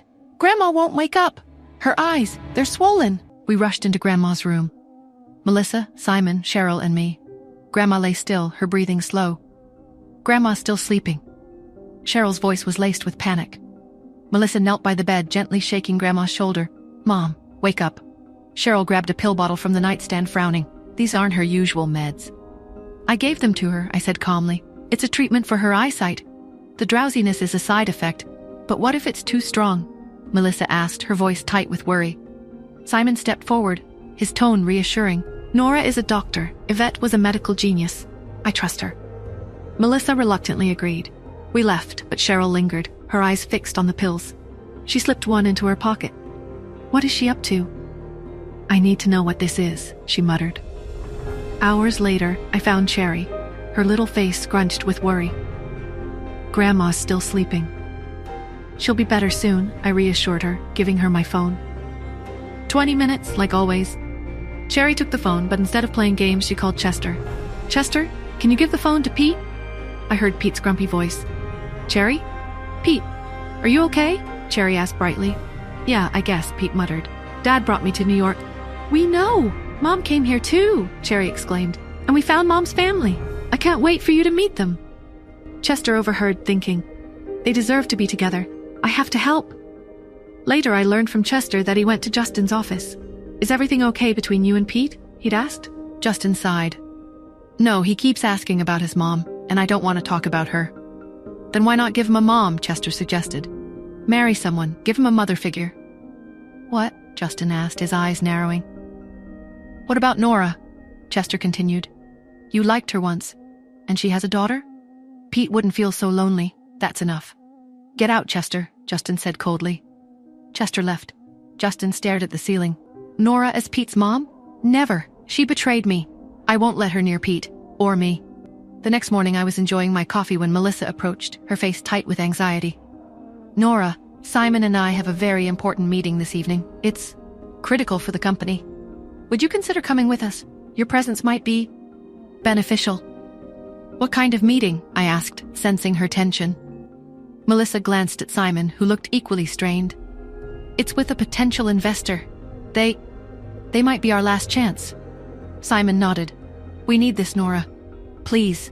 It could save everything. Seeing their desperation, I nodded. All right, I'll come. Later that evening, a man was already seated, his demeanor cool and professional. I froze. Justin? A wave of shock and disbelief washed over me. What is he doing here? Melissa and Simon exchanged uneasy glances, seemingly oblivious to my reaction. Justin cut to the chase. Your company is in a precarious position. You need a significant boost to survive. There's only one thing that can save you. The formula for the carefree pill. Simon's shoulders slumped. I don't have it anymore. Then I'm afraid I can't help you, Justin said, his voice flat. Without it, your company is finished. What is Justin doing here? What does this mean? I stepped forward. You want the carefree pill? Justin raised an eyebrow. Yes, it's the only thing that would make this meeting worthwhile. I can give you something better, I said, my voice steady despite the turmoil inside. The original formula, the one my mother created. Justin's expression shifted, a mixture of surprise and skepticism. You have it? I do, I confirmed, and I'm prepared to produce it, but there will be a cost. Simon looked at me, a mixture of hope and confusion. Nora, are you sure? Yes, I said firmly. I am. Justin leaned forward, intrigued. And what cost would that be? The same cost as the pills themselves, I responded, pulling out a single pill. $3,000 a pill, and I can produce 10,000 pills a month. Justin's eyes narrowed, processing the information. You are a shrewd businesswoman, Miss Smith. He looked at Simon. It seems your niece has saved the day. I watched him closely, my mind still reeling from his presence. Justin turned his gaze back to me. Okay then, thank you. Is there anything you want in return? Was this my chance? The chance to find Pete? I took a deep breath. Will you give me whatever I ask for? He held my gaze, his expression unreadable. Yes. Will you give me whatever I ask for? I asked Justin. Yes, he said instantly. I took a breath, willing myself to say what I wanted here to say. I want your... Justin grew impatient. Go on. I exhaled. Your forgiveness, I said finally. Justin hesitated. Then, after a long pause, he spoke. I can try. I nodded. That's enough for now. With that, he turned and walked away, disappearing into the crowd. Soon after the meeting ended, we came home to Anderson Villa. Everyone sat in the living room. I stood near the doorway, watching as Simon spoke into the phone. Cheryl says they've already produced 50 pills based on the formula you gave her. His voice was almost breathless with disbelief. I can't believe it works. We really can mass-produce the carefree pills. Melissa's voice was soft and thoughtful. It seems Yvette did improve the formula after all, and now Nora's brought it back to us. Melissa stood and moved toward the kitchen, her hands busying themselves with the dishes. Then, without looking up, she spoke gently. Nora, would you like to help me in the kitchen? I nodded, stepping in beside her. We worked in silence for a moment. But then, Melissa, who is Ian Smith? She froze. But then she took a deep breath and spoke. Have you heard of the Smiths of New York? I shook my head. No, I don't think so. Your mother was once engaged to Ian Smith. I nodded as Melissa continued. For a while. When I first heard your last name, I thought, maybe she was pregnant with Ian's child. But no, different Smith. Melissa continued. Anyway, Ian Smith was unstoppable. Under his leadership, the Smiths nearly surpassed the Hunts. But then, your mother disappeared. She paused, and he fell, hard. I stood frozen. Melissa shook her head. He retired, left everything to his nephew. Joel Smith, I murmured. Melissa nodded. Joel took over, she said, her voice quiet. But Ian, he never moved on, never got married. And just like that, another layer of my mother's past unraveled before me. Inside Smith Mansion, Ian Smith lay motionless on a large grey bed, his breathing shallow, his face pale. Joel stood at the doorway, anxious. "How is my uncle?" Tina, standing near the bed, answered without looking at Joel. "His body is failing. His will to live is gone." A heavy silence fell over the room. Then she spoke again. "There has to be another way," she said, desperate. Joel hesitated, choosing his words carefully. "There may be one," he finally admitted. Tina's head snapped up. "What is it?" Joel didn't respond immediately. Instead, he opened his palm. Inside, resting in his hand, a half pill. Tina sucked in a sharp breath. "That's..." Joel nodded before she could finish. "The carefree pill." His voice was quiet. Tina's eyes widened. "But that pill is worth a fortune," she whispered. Joel slowly closed his hand into a fist. "Have someone buy them," he ordered. Quietly. Tina gave a small nod. "The Andersons won this round," he admitted. "But if we don't make a move, they'll rise above us." "Don't worry," Tina assured him. "I'll handle it. Nora Smith and the Andersons will be crushed." Back home, Grandma and Melissa led me into the study after dinner. Mrs. Anderson's eyes, now fully healed, scanned my face with kindness and curiosity. "Cherry must be 8 now," she said gently. "It's not good for her to stay home all the time. Aren't you going to send her to school?" "I've thought about it." I met Melissa's gaze. "Which is the best school nearby?" "The best around here is Golden Sunshine School." Grandma frowned. "It's hard to get in, though." I tilted my head slightly. "Why?" "It's the best in New York. The students come from elite, wealthy, or powerful families." I nodded slowly. "What do they look for?" Melissa's expression turned thoughtful. "Parents must either be exceptionally talented or very wealthy. They evaluate the family's status as much as the child's ability." I narrowed my eyes. "What qualifies as a special talent?" Melissa gave a small shrug. "Major contributions to society or..." She hesitated, then added, holding a top-class black card. I knew what that meant. An unlimited credit card. The kind of wealth that wasn't just money. It was power. Influence. Only a select few in the world possessed one. The mysterious Imperial League controlled them. Tycoons, power players, politicians. "Rumors suggest that Justin Hunt has one," Melissa added, "which is why he commands such respect." Then, a sharp ringtone cut through the moment. My phone. I glanced down at the screen. A name flashed across it. My brows lifted slightly. Why is he calling me? Melissa noticed me staring at the phone and gave me a curious look. "Aren't you going to answer that?" I hesitated for just a second before turning away and swiping to accept the call. "Hello?" My voice remained steady. On the other end, a familiar rough voice. "Where are you?" "Sylvester Zabe. I'm in New York, sir." "What's the matter?" "Oh." A beat. "The Smiths are looking for you. They want you to treat someone's illness." My fingers tapped lightly against the desk. "The Smiths? Ian Smith?" There was a slow pause before his response. "You don't have to go. He isn't sick. He just doesn't want to live anymore." That was unexpected. He continued. "His internal organs are failing. They're using the carefree pill to keep him alive. Even if you go over, can you make him regain his will to live?" A flicker of something crossed my mind. "I understand. Thank you for telling me, sir. Is there anything I can do for you?" Sylvester's tone softened. "Carrying on my skills in traditional medicine would be the best way of repaying me. That's all I ask. Let me know if you ever want me to visit." He scoffed. "You're not a kid anymore. Stop being so clingy. I'm hanging up." I stared at the phone for a moment before setting it down. Melissa's voice broke the silence. What was that about? I exhaled, my voice light but vague. "Oh, just an old teacher." Later that day, I took Cherry to a park close to our house. The park's dappled sunlight should have been peaceful, but a knot of unease tightened in my chest. Cherry's small hand was warm in mine, her laughter a bright, innocent sound as she pointed at a squirrel. But I couldn't shake the feeling of being watched. I saw him, the man in the stark white suit. He kept his distance, but his eyes, cold and focused, never left us. It wasn't a casual glance. It was a steady, unnerving observation. This wasn't the first time I'd seen him today. "Mommy, look!" Cherry tugged on my hand, her voice filled with childlike wonder. I forced a smile. but my heart hammered against my ribs. I couldn't risk Cherry. My fingers trembled as I slipped my phone from my purse, dialing Solo's number. His calm, efficient voice answered. "Solo, it's Nora. I need you to do something for me," I whispered, my voice tight. "I'm at the park near the Willow Grove with Cherry. There's a man following us. White suit, looks expensive, very observant. I've seen him several times today." "Describe him." Solo's voice was sharp, professional. I quickly relayed his appearance, my eyes darting around the park, searching for any other sign of danger. "I don't know who he is, but he's making me nervous. I need you to find out who he is and why he's following us. Quickly." "Understood. I'm on it. Stay put and keep Cherry close. I'll have an update for you within the hour." I ended the call, my hand shaking. I knelt down, my eyes meeting Cherry's innocent gaze. "Sweetheart, let's go get some ice cream, okay?" I'm suddenly really wanting some. I held her hand tighter, my senses on high alert. Every rustle of leaves, every passing shadow felt like a potential threat.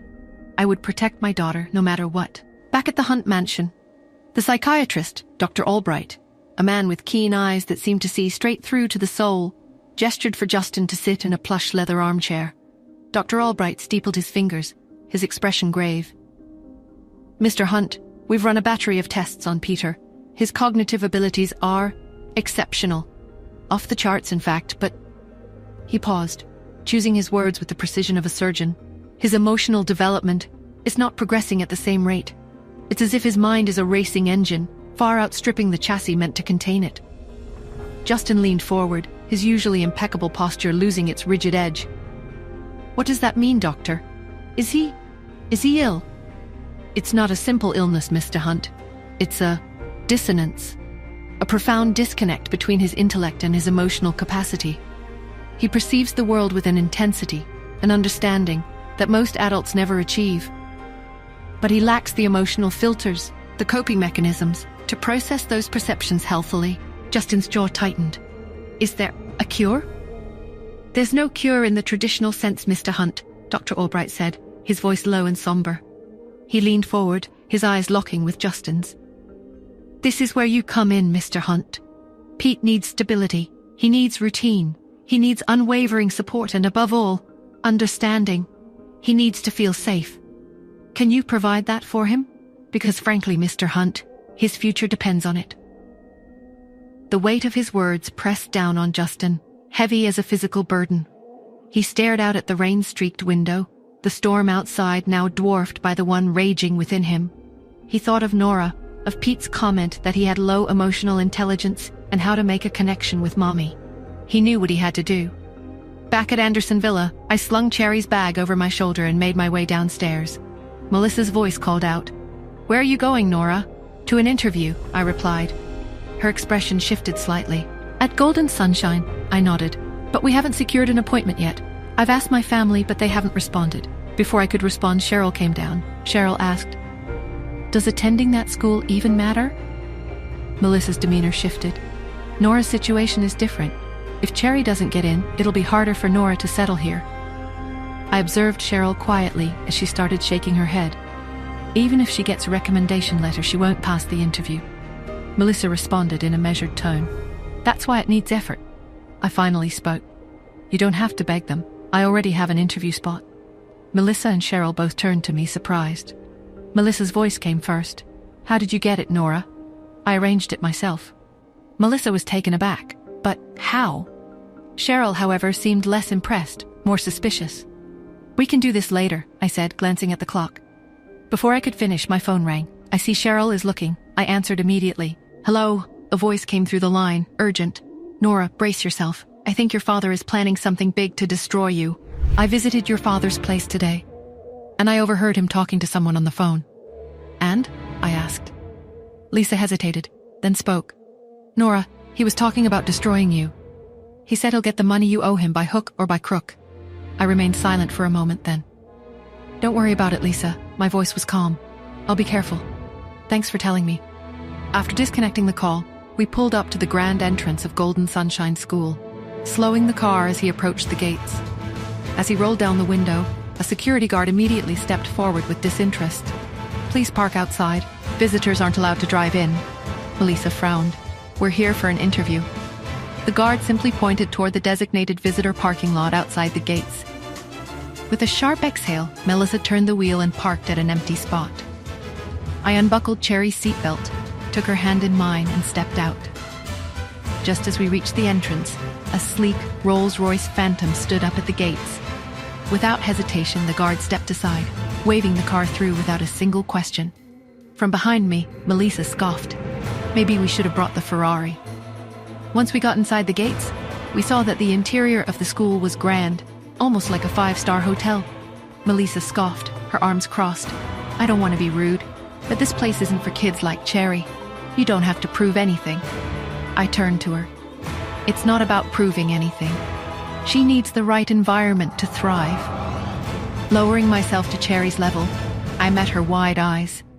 If you can stay here for 3 months without revealing who you are or using any family influence, I said gently, I'll grant you one wish. Cherry's face lit up. Anything? I smiled. Anything, Melissa sighed, as if they'll even let her in. Melissa expected a grueling interview, but instead of a long drawn-out process, the principal simply handed me a neatly folded bundle. This is Cheryl's uniform. She can start tomorrow, he said with a warm smile. Melissa's mouth fell slightly open. Her eyes darted between me and the principal, confused. Wait, what? That's it? Her voice held pure disbelief. I accepted the uniform with an easy smile. Thank you, Principal. We appreciate it. I turned and walked out, holding Cherry's hand. Melissa, however, remained frozen in place. But what about the interview? The tests? The process? She struggled to make sense of it. The principal chuckled. Oh, they were exempted from the process. It's lengthy and would take weeks. We didn't want Miss Smith to go through all that. When we got the call from someone in corporate about Miss Smith, we had already started preparing the uniform. Melissa swallowed hard before quickly following us outside. The ride home was unusually quiet.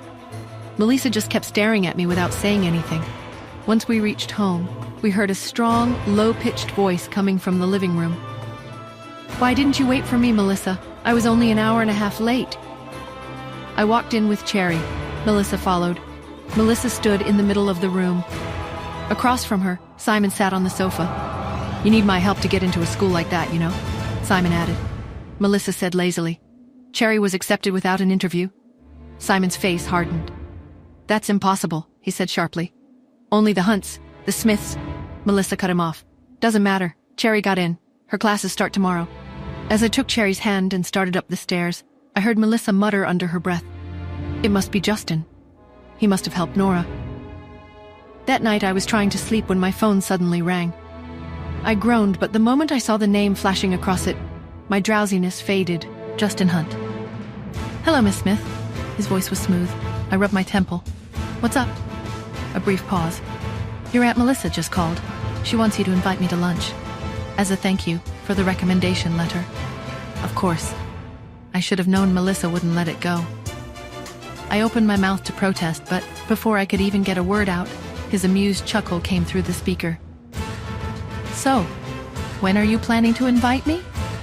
I shut my eyes briefly, realizing there was no point arguing. He wasn't going to drop this. Might as well get it over with, I muttered. Noon tomorrow? A small hum of approval followed. Okay. Then, after a pause, his voice lowered slightly. About the recommendation letter. I didn't tell your aunt it wasn't me. Want to keep it that way? Yes, please. For a second, silence stretched between us, comfortable yet charged.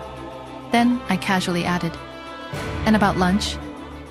You should bring your son, too. I could almost hear his hesitation. Then, noted. The next day, the Anderson mansion was quieter than usual. I was heading toward the door when Melissa intercepted me. Did Cherry go to her first day at school? I nodded. Yeah, I dropped her off this morning.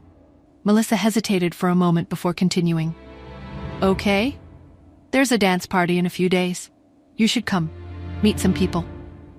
Sure, I muttered absently, but Melissa wasn't convinced. As the door shut behind me, I heard her murmur to herself. What if she doesn't know how to dance?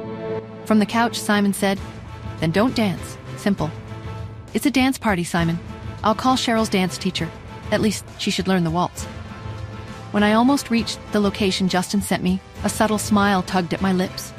I'm finally going to see my son today. When I reached the restaurant, I was taken to a private dining room. When I opened the door, my eyes immediately sought out the familiar figure I had been waiting for, a hopeful smile forming, until it abruptly vanished. Justin sat at the table with a coffee cup in hand. No Pete. My jaw clenched. "Where's your son, Mr. Hunt?" My voice was steady. "Where's your son, Mr. Hunt?" My voice was steady. Justin took a slow sip of his coffee before responding smoothly. "He has classes, of course."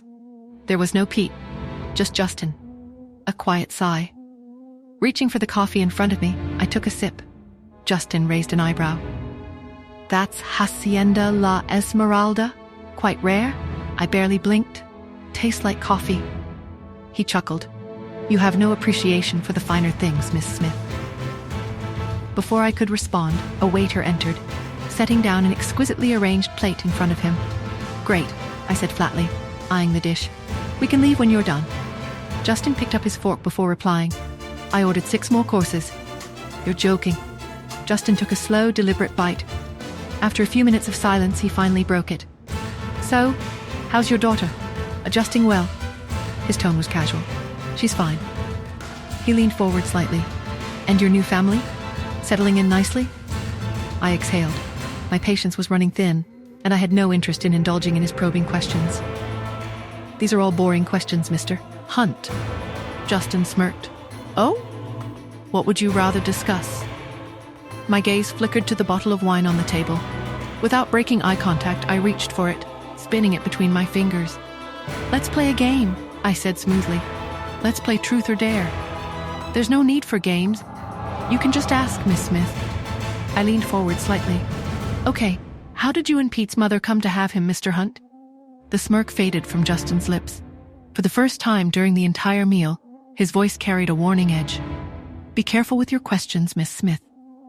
Justin sat across from me, completely focused on his meal, deliberately ignoring me. I leaned forward slightly. "Do you still talk to Pete's mother?" He didn't even flinch. His fork moved smoothly from plate to mouth, as if I hadn't spoken at all. I watched him carefully before pressing further. "How did you two meet?" Still, nothing. "Come on, Justin." My voice remained light. "She must have been someone special." Justin suddenly slammed his fork down. "Stop with these questions, please." Silence. Then his voice came again, firmer this time. "I don't want to talk about that horrible woman." I didn't respond. Then his gaze lifted to mine, cool and calculating. "What about your daughter's father?" A slow smile curled my lips. "Cherry's father? Unfortunately, there's something wrong with his brain." Justin frowned. "He's kind of an idiot," I said casually. "Goes on and on about fighting and killing people every day. And he thinks that every woman in the world owes him something. Gets mad at people for no reason. Since he called Pete's mom a horrible woman, it's only fair I curse him a little too, right? An eye for an eye." I smirked internally, but Justin's frown deepened. "Something wrong with his brain?" he repeated. "Can't you treat him?" I waved a hand dismissively. "He's very ill. I can't cure him." Justin exhaled, shifting uncomfortably in his seat. There was something about my answer that unsettled him. His next words came out more hesitantly. "Why did you have a child with him?" I suppressed a laugh. "Who knows?" I said, tilting my head as if the thought hadn't occurred to me before. "Maybe God thought he shouldn't be left without an heir." Justin scoffed, his voice laced with sarcasm. "So you were pretty much just doing charity then?" Leaning forward, he smirked. "After all, apart from you, he probably won't be able to find any other woman for the rest of his life." I rolled my eyes, pushing my plate aside. "I'm full, Mr. Hunt, you." Suddenly, Justin's phone rang. He answered. "Yes, any updates?" "Good. Get me all the details on that property in Manhattan." "Yes, immediately. And have the legal team review the zoning laws." He placed the phone back down. "Real estate in New York?" I asked, raising an eyebrow. "Not a great time for it, Mr. Hunt. I'd consider the stock market instead, right now. Tech stocks, specifically. There's a lot of potential there." Justin chuckled, a hint of sarcasm in his voice. "Ah, so you're a stock market broker now, Miss Smith, giving me investment advice between courses? I appreciate the concern, but I think I'll stick to what I know. Besides, property is a tangible asset, unlike those fleeting digital trends. I'm not done yet." "Before we continue," I said, pausing, "I wanted to thank you for the recommendation letter for Cheryl. It meant a lot." Justin smiled, a softer expression than he'd shown all meal. It was my pleasure. I adore Cherry. She and Pete get along so well. If Pete had a sister, I imagine she'd be just like Cherry. I scoffed, pushing back my chair. Take your time to eat. I'll leave first. Justin, leisurely cutting into his next bite, didn't even glance up. Is this how the Andersons treat people they've agreed to have lunch with? With a sigh, I sat back down, crossing my arms as I watched him. My gaze flickered with something unreadable. 2 hours later, Justin finally placed his utensils down, dabbing the corners of his mouth with a napkin. I straightened immediately. Finally, I waved at the waiter. Check, please. The waiter smiled politely. Mr. Hunt has already taken care of the bill. I blinked, turning toward Justin. It's my treat this time, he said smoothly. You can treat me next time. I narrowed my eyes suspiciously. Next time? I followed him out of the private room, my mind already planning a million ways to ensure there would be no next time. Suddenly my phone rang. Pulling out my phone, I quickly answered. Miss Smith, you need to come down to the school immediately. Something happened to Cheryl. My entire body tensed. What happened? Please just come as soon as possible. I turned to Justin. I have to go. He frowned. What's wrong? When I reached the school, I strode through the entrance until I spotted Miss Lynn, Cherry's teacher, rushing toward me. Miss Smith, I cut her off sharply. Are all the kids okay? She hesitated, momentarily caught off guard. Yes, they are. And the teachers? She was confused. Yes, they're fine. My eyes narrowed. So who did Cherry beat up? The security guard? Miss Lynn's mouth opened. What? No, Miss Smith, Cherry fainted. I stopped mid-step. Fainted? I repeated. Cherry's perfectly healthy. She must be faking it. Miss Lynn looked exasperated. No, she really fainted. For the first time, I was concerned about Cherry. Where is she? In the dance studio, Miss Lynn said. Without another word, I followed her. I walked in to find a group of teachers hovering around Cherry, who was lying on a mat. A girl in a dance costume, Sinead Lowe, was crying dramatically beside her. The school doctor stood up as soon as I entered. Don't worry, Miss Smith. I've checked her. She's fine. She likely fainted due to distress. I knelt beside Cherry, taking her wrist. Her pulse was strong, too strong for someone who had actually fainted. Oh, this little actress. Cherry remained motionless, but I lightly tickled her palm. She twitched. Then she tickled me back. Mommy, she whispered, don't tell on me. I coughed, masking my amusement. What happened? Whitney Lowe, Sinead's mother, stepped forward. Your daughter is so short-tempered and sensitive, she started. Just one little argument and she faints. I didn't blink. And yours cries for hours because someone else danced better. Whitney's smirk faded, but she recovered quickly. Talent without discipline is nothing, she scoffed. I turned my gaze to Cherry, who was now fully alert, sitting up with an innocent expression. Guess we'll see about that, I murmured. Your daughter has a poor physique, Whitney declared. Too stiff and awkward. She should be replaced. From beside her, Sinead clapped gleefully. Yes, replace her. Don't let her go on stage. Miss Lynn, visibly tensed, spoke up. But I think Cherry danced pretty well just now. Which part of that was good? Whitney scoffed, cutting her off. Who's the professional here, you or me? Miss Lynn, I said. Would Cherry be allowed to participate if someone more qualified than Mrs. Lowe vouched for her talent?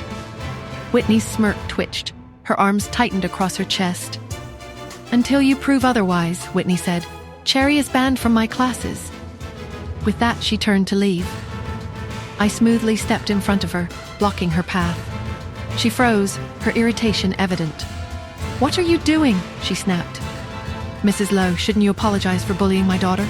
Absolutely not. I took a step closer. You will apologize, I said, or you won't like the consequences. For a moment, Whitney shivered. I'm sorry, she muttered. I yawned, stretching slightly before turning to Cherry. Let's go. As the door swung shut behind us, I could almost hear Whitney screaming. Then, I'm calling the police. Whitney's furious voice rang out behind us. She threatened me. I'll have her arrested. The principal strolled into the dance studio and walked toward Whitney Lowe. His voice was calm but authoritative. Mrs. Lowe, we don't know who Miss Smith is, he began.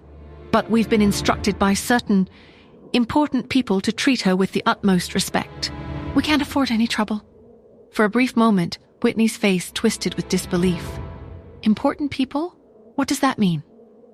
On our way back home, Cherry sat in the front passenger seat. Mommy, will you be asking Aunt Tanya to come back to America for my sake? She asked. I raised an eyebrow. No, Why would you think that? Cherry folded her arms. But Aunt Tanya loves dancing, and she's better than Mrs. Lowe. A quiet chuckle slipped from my lips.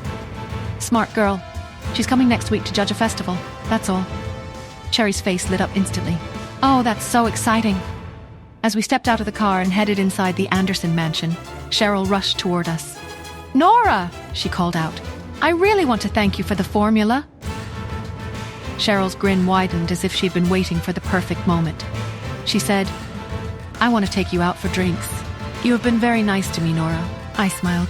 Yes, we'll. Sure. Soon. Back in my room, I sank into an armchair, pondering how to get Cherry back into the dance team. Whitney Lowe's arrogance was infuriating, and I knew Cherry deserved a chance to shine.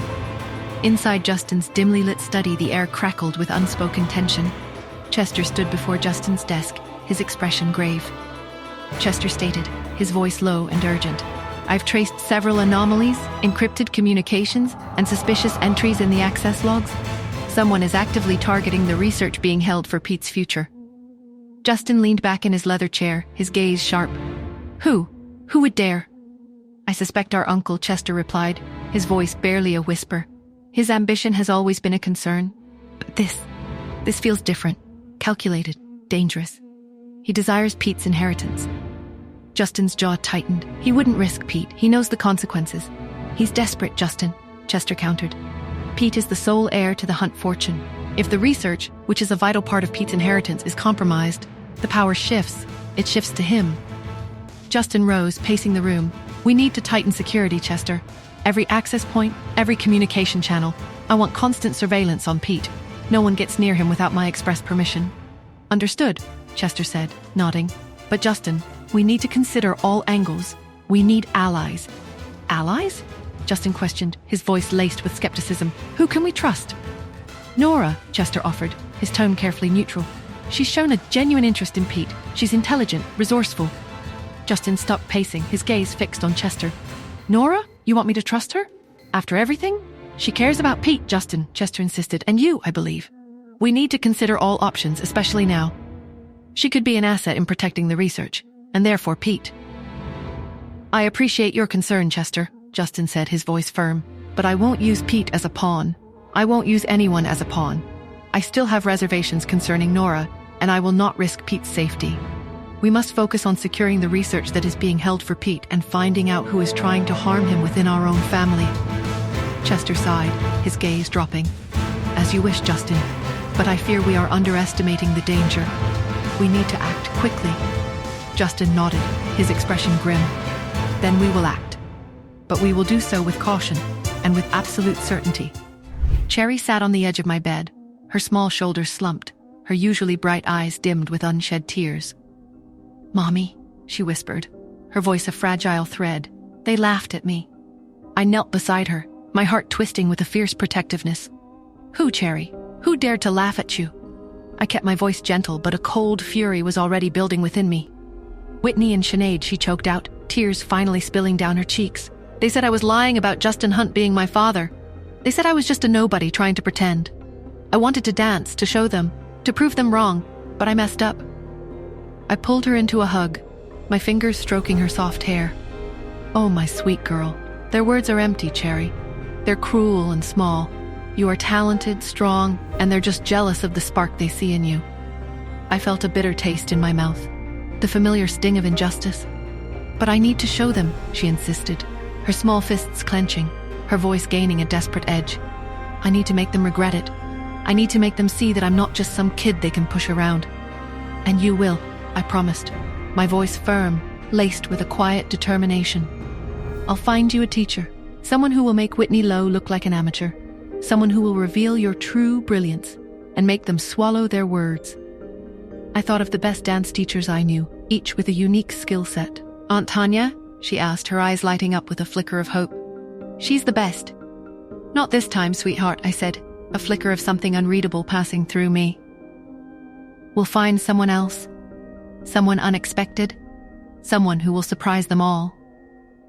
Later in the grand living room of the Hunt mansion, Pete sat beside Justin. The room, usually filled with a cold, formal atmosphere, held a rare moment of tenderness. Pete sat beside Justin on a plush sofa, his small face filled with a pure, innocent adoration. The contrast between Pete's innocent gaze and Justin's guarded expression was stark. "Daddy," Pete said, his voice soft, "I like Cherry. She tells funny stories, and she's not like the other kids. She's brave." Justin's expression softened, but a shadow of worry lingered in his eyes, a darkness that seemed to deepen with every passing moment. "I know, Pete, but you have to understand. I'm trying to protect you. Not everyone is as kind as Cherry. Some people have other motives." Pete's brow furrowed, his innocent eyes questioning. "Protect me from what, Daddy? From who?" Justin's jaw tightened, his gaze hardening as if he was looking at an invisible enemy. "It's complicated, Pete. There are people who might try to hurt you, people who want what you have, what you represent. But I won't let that happen. I'll always keep you safe." His voice was heavy, full of a pain he couldn't quite decipher, a fierce possessiveness that bordered on desperation. He looked at his son with a raw, almost desperate protectiveness, as if Pete was the most precious thing in the world, a fragile treasure he held close to his heart, a treasure he would defend with his life. As I was leaving the living room, Cheryl approached me, her eyes bright. "Nora!" she exclaimed, her voice cheerful. "Don't forget, you promised to take me out for drinks. I'm really looking forward to it." I smiled, though my mind was still racing with worry about Cherry and Justin. "Of course, Cheryl. I haven't forgotten. Let's do it tomorrow night, okay?" Cheryl's smile widened. "Perfect. It's a date." I stepped outside the mansion. I needed a moment alone to clear my mind and focus on the task ahead. I headed towards a nearby park, a place I often sought for solitude.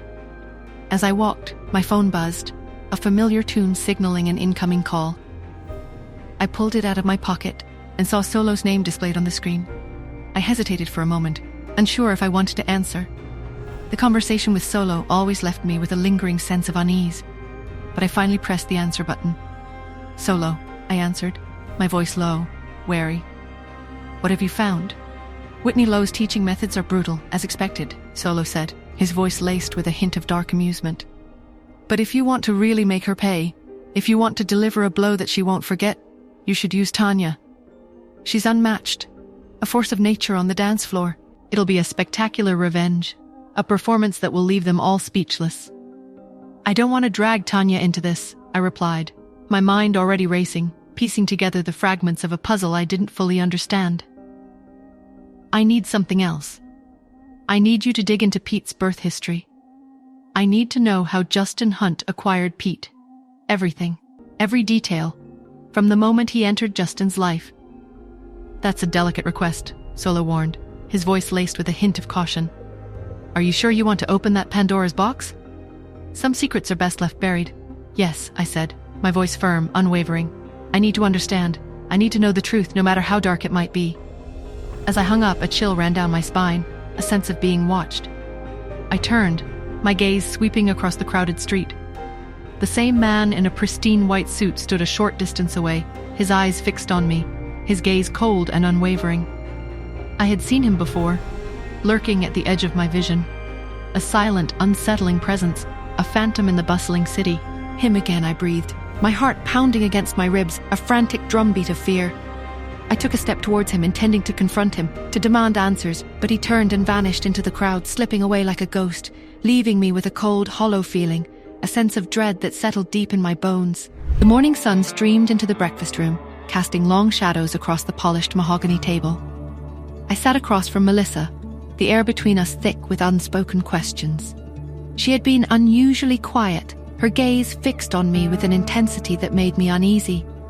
"Nora," she began, her voice hesitant, her gaze lingering on me as she stirred her tea.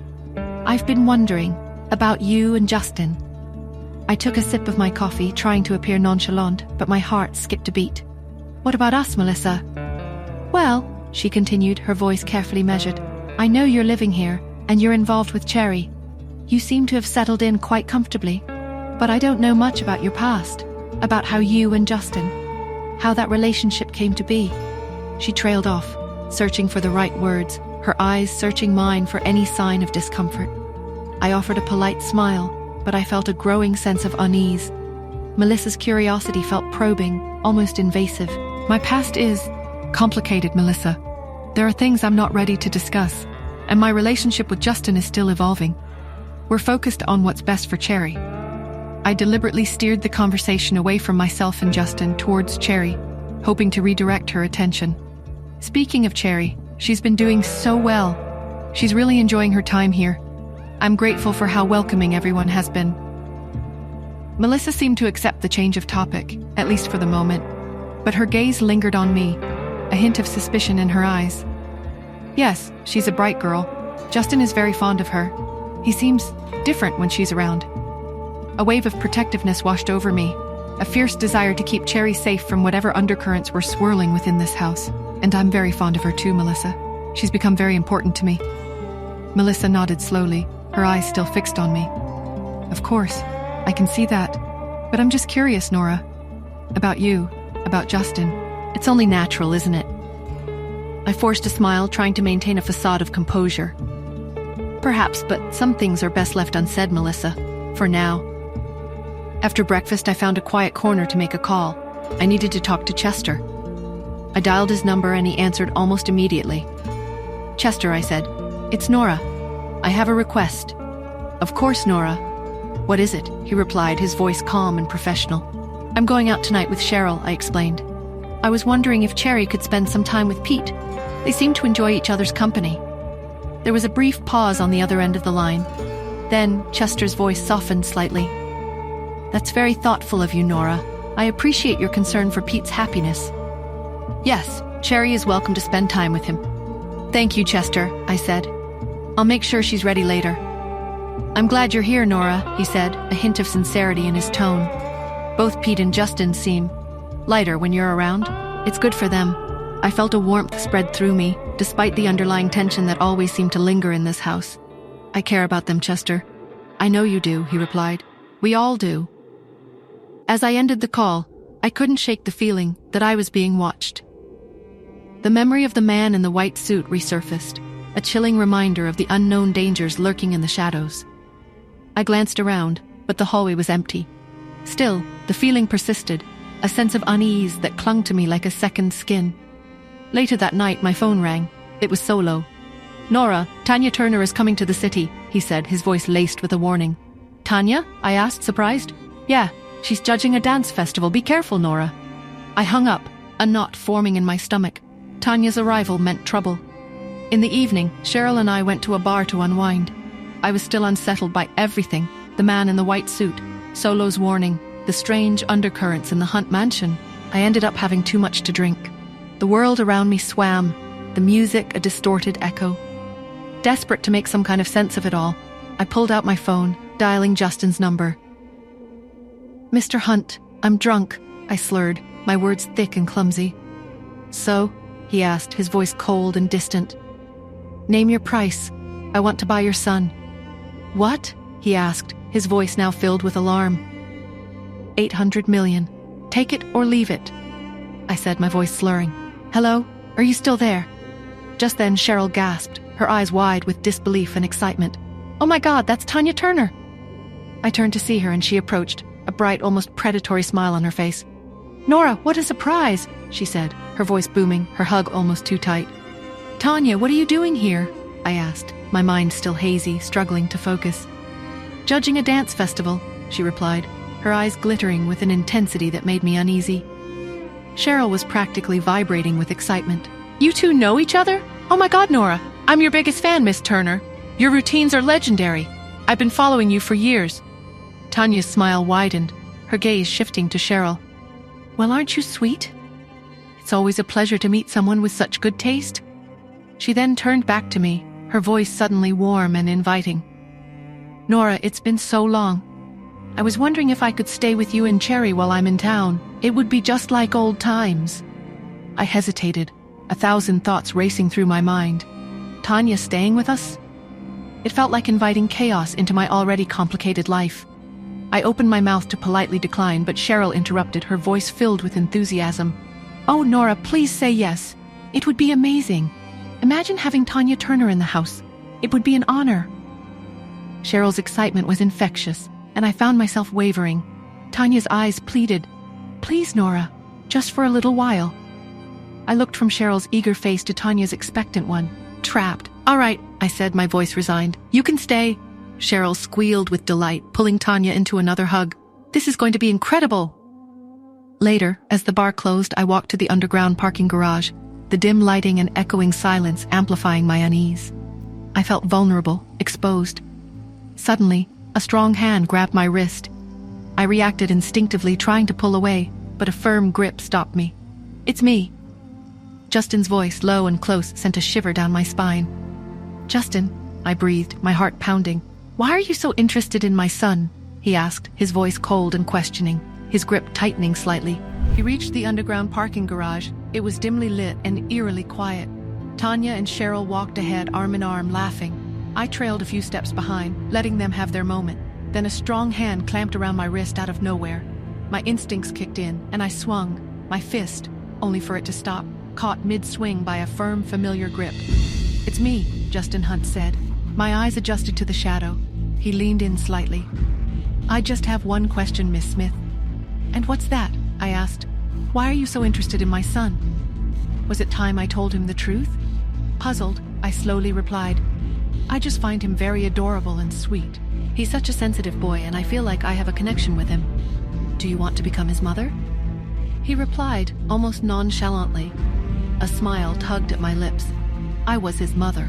Of course, Justin didn't know that. But still, what did he mean by become his mother? I paused. Something about this seemed off. He continued, Miss Smith, you have a very unique way of confessing your love. I scoffed in exasperation. I found Justin to be narcissistic on a good day, but this was ridiculous. The corners of my lips spasmed, and I immediately replied, You're mistaken. I'm not asking for me. I'm asking for a friend of mine. And then I just rushed out of his sight, expecting no answer. Meanwhile, at the school, it was 2:30 in the afternoon. Children who'd finished their afternoon snack were allowed to play while the others finished eating. Cherry had always been a very picky eater. After she was done eating the bits of her snack she wanted, she carried her little plate over and handed it to the teacher. Her big round eyes blinked as she said, Miss Lynn, you've lost so much weight again today. You should eat a little more, when I saved you some of my vegetables. Miss Lynn was indeed on a diet, so Cherry's words hit a nerve. She thought Cherry was such a cute little girl. She couldn't resist her flattery. Miss Lynn rubbed her head gently and said, Little Cherry is so smart. You're right. I am on a meat-free diet, so I can only eat vegetables, thank you. The other children looked at her enviously. They couldn't believe Cherry was being allowed to skip her veggies. They wanted to do the same. Cherry ran over happily to the play area to wait. She was about to pick up a Barbie when someone snatched it away. Sinead stood in front of her with her hands on her hips and said loudly, Didn't your mother say that she was going to get a more professional dancer to evaluate you? It's already been a week, but she still hasn't gotten anyone over. You're a liar. All the other children looked over. They all understood that lying was very, very bad. Sinead continued, You're a bad girl. We're not going to play with you.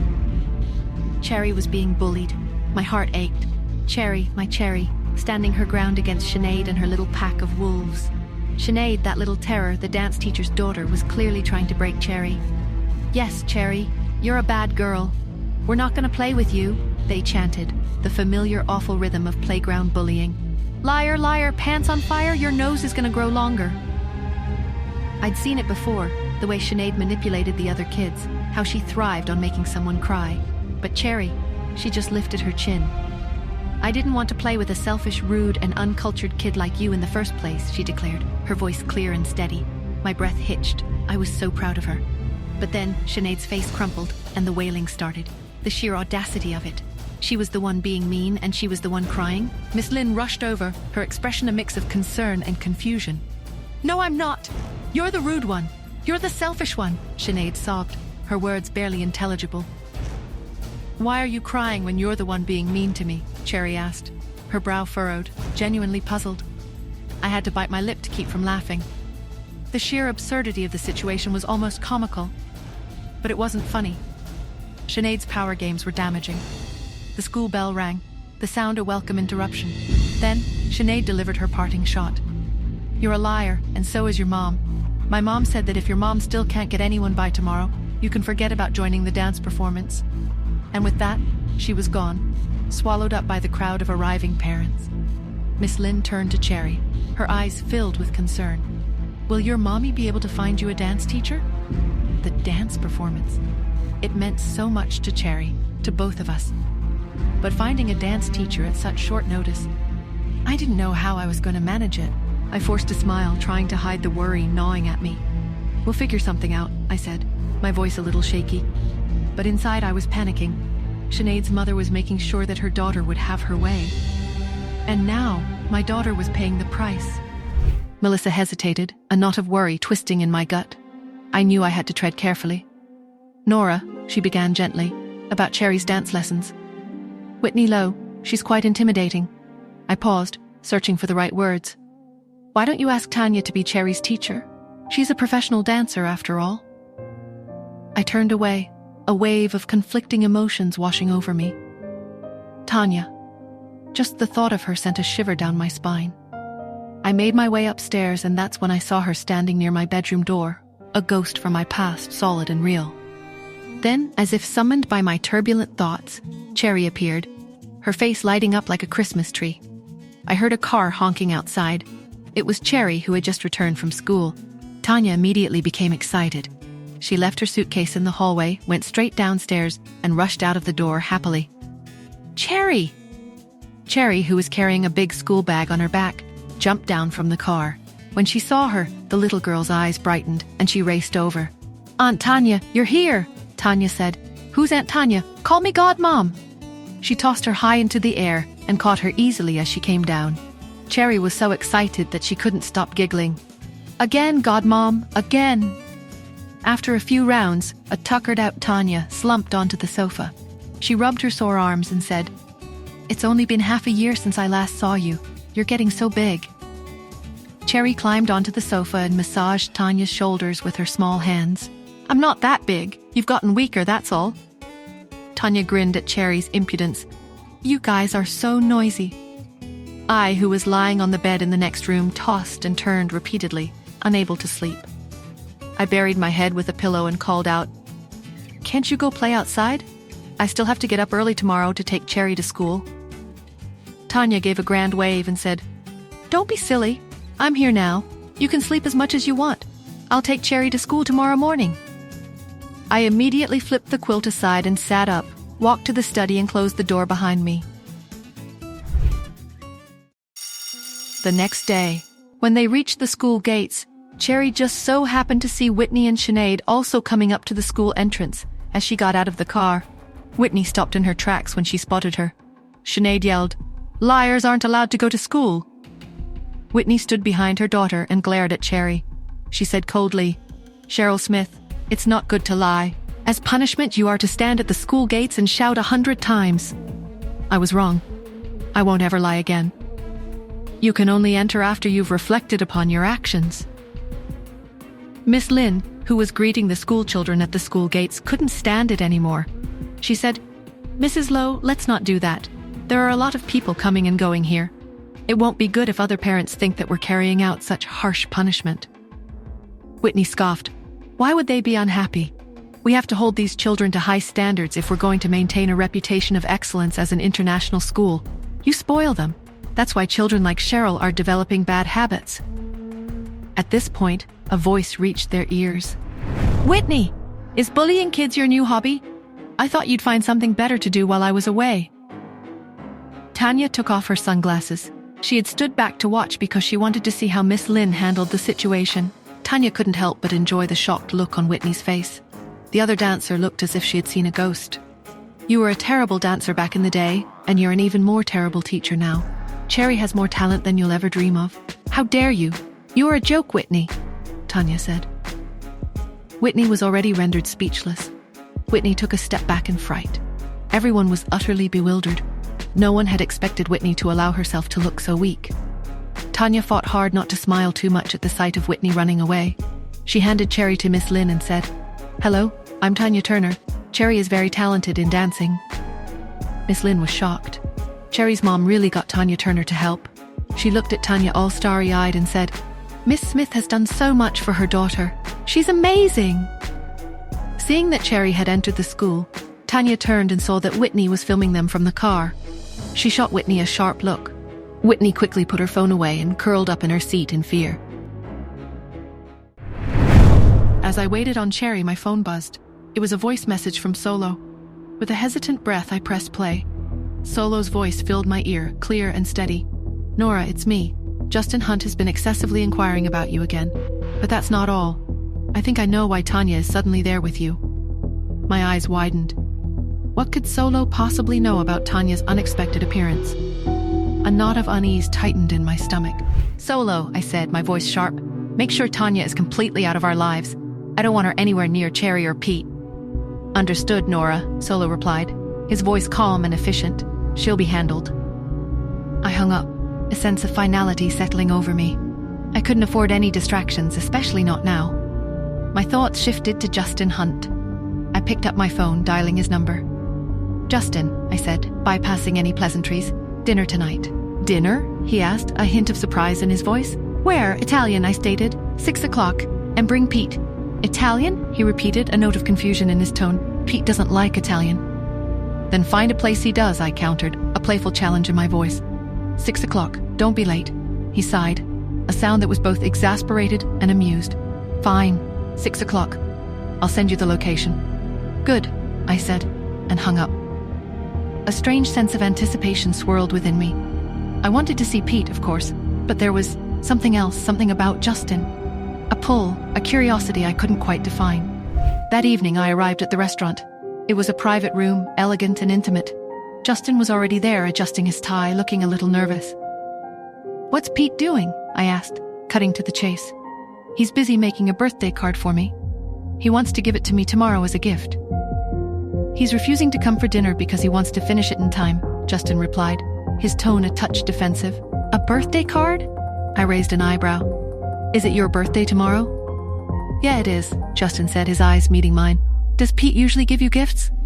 "Yes, every year," he replied. A pang of something I couldn't quite name hit me. "I'm jealous. Can I come to your birthday party?" "Of course. Can I see the card?" He hesitated, then said, "You are welcome to come over any time, but I think you should bring your daughter with you." "Sure," I said. The food arrived, tiny portions on absurdly small plates. "Is he mocking me?" "Savor each bite," he said, a faint smile playing on his lips. I ate mechanically, bored. "What made you think the real estate industry won't do too well in the future?" I asked. "Weren't you the one who told me that?" "But some people are also saying that I was just in a bad mood that day because of something my son did." I scoffed. "If you were prone to doing business based on mood, the Hunt Corporation wouldn't be what it is today. You've always had a good eye for business." He seemed pleased, taking a sip of my apple juice. "Sorry, I picked up the wrong glass," he said, a blush creeping up his neck. "He's blushing?" I felt a strange flicker of amusement. As we left the restaurant, I felt a prickle of unease. I saw the man in the white suit again, his eyes fixed on me. That stare. It wasn't just curiosity. It was intense, almost predatory. I noticed a large signet ring on his hand. "Where's your party tomorrow?" I asked. He gave me the address. "See you then." I watched him drive away, a sense of unease settling over me. Something's not right. The next day, I told Cherry, "We're going to your father's place." "Really?" she asked, her eyes lighting up. "Can we take Tanya too?" A flicker of sadness crossed her face. "She's gone, Cherry. She won't be back for a while." Cherry's eyes drooped, a small frown forming on her face. "Oh, I wanted her to see Pete." "I know, sweetheart, but we'll have fun. Just the two of us. And you'll get to see Pete." She nodded, a small smile returning. "Okay, do I need a disguise?" I paused, then shook my head. "No, it's okay. I'm going to tell him the truth." As we drove, I noticed a white car in my rearview mirror for a moment. Then it was gone. Just my imagination. We reached Justin's villa. At the guardhouse, we were waved through. Mr. Hunt notified us. He's prepared. Suddenly, someone ran in front of the car. I slammed on the brakes. Men surrounded the SUV, banging on the windows. "Get out!" a man yelled. "What's going on?" I asked, my voice calm. "Our target is the young Mr. Hunt. Hand him over." "Your target is Mr. Hunt's son?" "Yes. If you know what's good for you, hand him over. He's all we want. Give him up, and we'll let you go. If you don't, neither of you will live to see another day." "Your target is Mr. Hunt's son?" I asked. A confirmation, not a question. "Yes, he is." Scarface, the leader of the men said. My heart hammered against my ribs, a frantic drumbeat against the cool leather of the seat. They want Pete, not for ransom, but for termination. The word echoed in my mind, cold and final. If you know what's good for you, hand him over. Scarface's voice, rough and laced with threat, cut through the silence. He's all we want. Give him up and we'll let you go. If you don't, neither of you will live to see another day. This is my daughter, not Mr. Hunt's son, I explained. What, she looks like him though. Are you trying to fool us? Get out now and hand the kid over? Scarface demanded. They think I'm a normal woman. A flicker of grim amusement sparked within me. They had no idea. They're expecting a fight. They were counting on brute force, on a display of physical prowess. But I wasn't going to give them the satisfaction. I wasn't going to play their game. Instead, I focused on the details. The way Scarface's men shifted, the subtle tension in their stances. They're nervous. They were used to overwhelming force, to quick, brutal takedowns they weren't prepared for. Something else. I reached for my phone, my fingers moving with practiced efficiency. I wasn't going to engage in a physical altercation, not here, not now. I was going to leverage the very technology they thought they'd neutralized. Ben Loris, I said, my voice cutting through the air like a razor. That's your name, isn't it? His eyes widened, a flicker of surprise and unease crossing his features. Where do you live? Who's your family? I continued, my voice low and steady. I didn't wait for him to answer. My fingers danced across the screen, bypassing security protocols, accessing public records. Information is power. And I had just found a whole arsenal. I held up my phone, the screen displaying his personal information, his family's addresses, their faces. Remember, if anything happens to young Mr. Hunt, I'll come for you, no matter who did it. The color drained from his face. Fear is a powerful weapon, more powerful than any punch. They won't stop coming, he stammered, his voice laced with desperation. Too many people want him dead. What did you say? I asked, my voice dangerously soft. He told me about the live chat room, the kill orders, the other groups waiting in the shadows. He's been living like this? A wave of cold fury washed over me. Do you know who took out the contract on him? I asked, my voice tight. He hesitated, then gave me the names of Mr. Hunt's business rivals. They're all playing a dangerous game. Remember what I told you? I said, my eyes locking with his. Anything happens to the boy and I'm coming after you. I turned away, the weight of his fear and the knowledge of the threats against Pete settling heavily on my shoulders. We're not safe here. Let's go, I said, starting the car. We shouldn't delay your father's birthday celebrations. As I pulled away, I made a silent vow. I'll protect him, no matter the cost. Turning a corner, I stopped the SUV. I needed to think, to strategize. Justin can't know the truth yet, not the full extent of it. It would only complicate things, make him reckless. Meanwhile, inside the Hunt estate, a different kind of tension was brewing. Pete, his small face serious, stood before Justin in his study. Justin was preening in front of the mirror, trying to decide which suit and tie combination made him look the least old. Daddy, I have to tell you something, Pete said, his voice firm. Justin raised an eyebrow, his attention momentarily diverted from his reflection. What is it? You have a daughter, Pete blurted out. Justin froze, his eyes widening. He turned to Pete, his expression a mix of shock and confusion. Oh, where is she? You'll meet her very soon, Pete replied, just as his phone beeped. He glanced at the screen. It was an audio message from Cherry. Mommy says she doesn't want to tell Daddy anymore. Don't say anything, okay? Pete's tiny form stiffened. He looked up at Justin, who was staring at him intently. Daddy, look at me, Pete said, trying to mimic Cherry. Am I cute? Aren't I adorable? Do I look like a little girl? Justin was utterly bewildered. His son's sudden personality shift was jarring, to say the least. Pete quietly turned and walked away, a sigh escaping his lips. This is too much for a kid. Back in the SUV, I restarted the engine, the hum of the motor a soothing counterpoint to the turmoil within me. We'll leave. We'll disappear. I'd make sure Pete was safe, even if it meant taking him away from his father. As I approached the Hunt estate, the imposing gates loomed before me. I took a deep breath, forcing a smile. Time to play my part. The doorbell rang, and I watched through the window as Justin, looking uncharacteristically flustered, opened the door. It wasn't Pete. It was Chester. A wave of irritation washed over me. Distractions. Then, Tina York arrived. Her presence tightened the knot in my stomach. Another complication. I stepped forward, ready to face whatever lay beyond the door, but Tina intercepted me, her voice sharp and dismissive. "Why are you here?" "Why can't I be here?" I replied, my voice cool. "You are not his equal, Miss Smith. I'd suggest that you stop daydreaming. Also, Mr. Hunt has said that it's not convenient for him to host female guests at home today. Please leave." She slammed the door in my face. "They underestimate me." Inside, I heard Justin's voice. "Who was it?" "Oh," Tina replied, her voice saccharine sweet.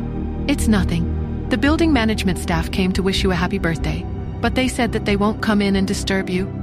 Justin blinked in surprise. "Building management," he'd said. "They did come every year, but always in the evening." A wave of restless irritability washed over him, and he stood abruptly, staring at the door with frosty displeasure. Chester, glued to his phone, asked, "Are you waiting for someone, Justin?"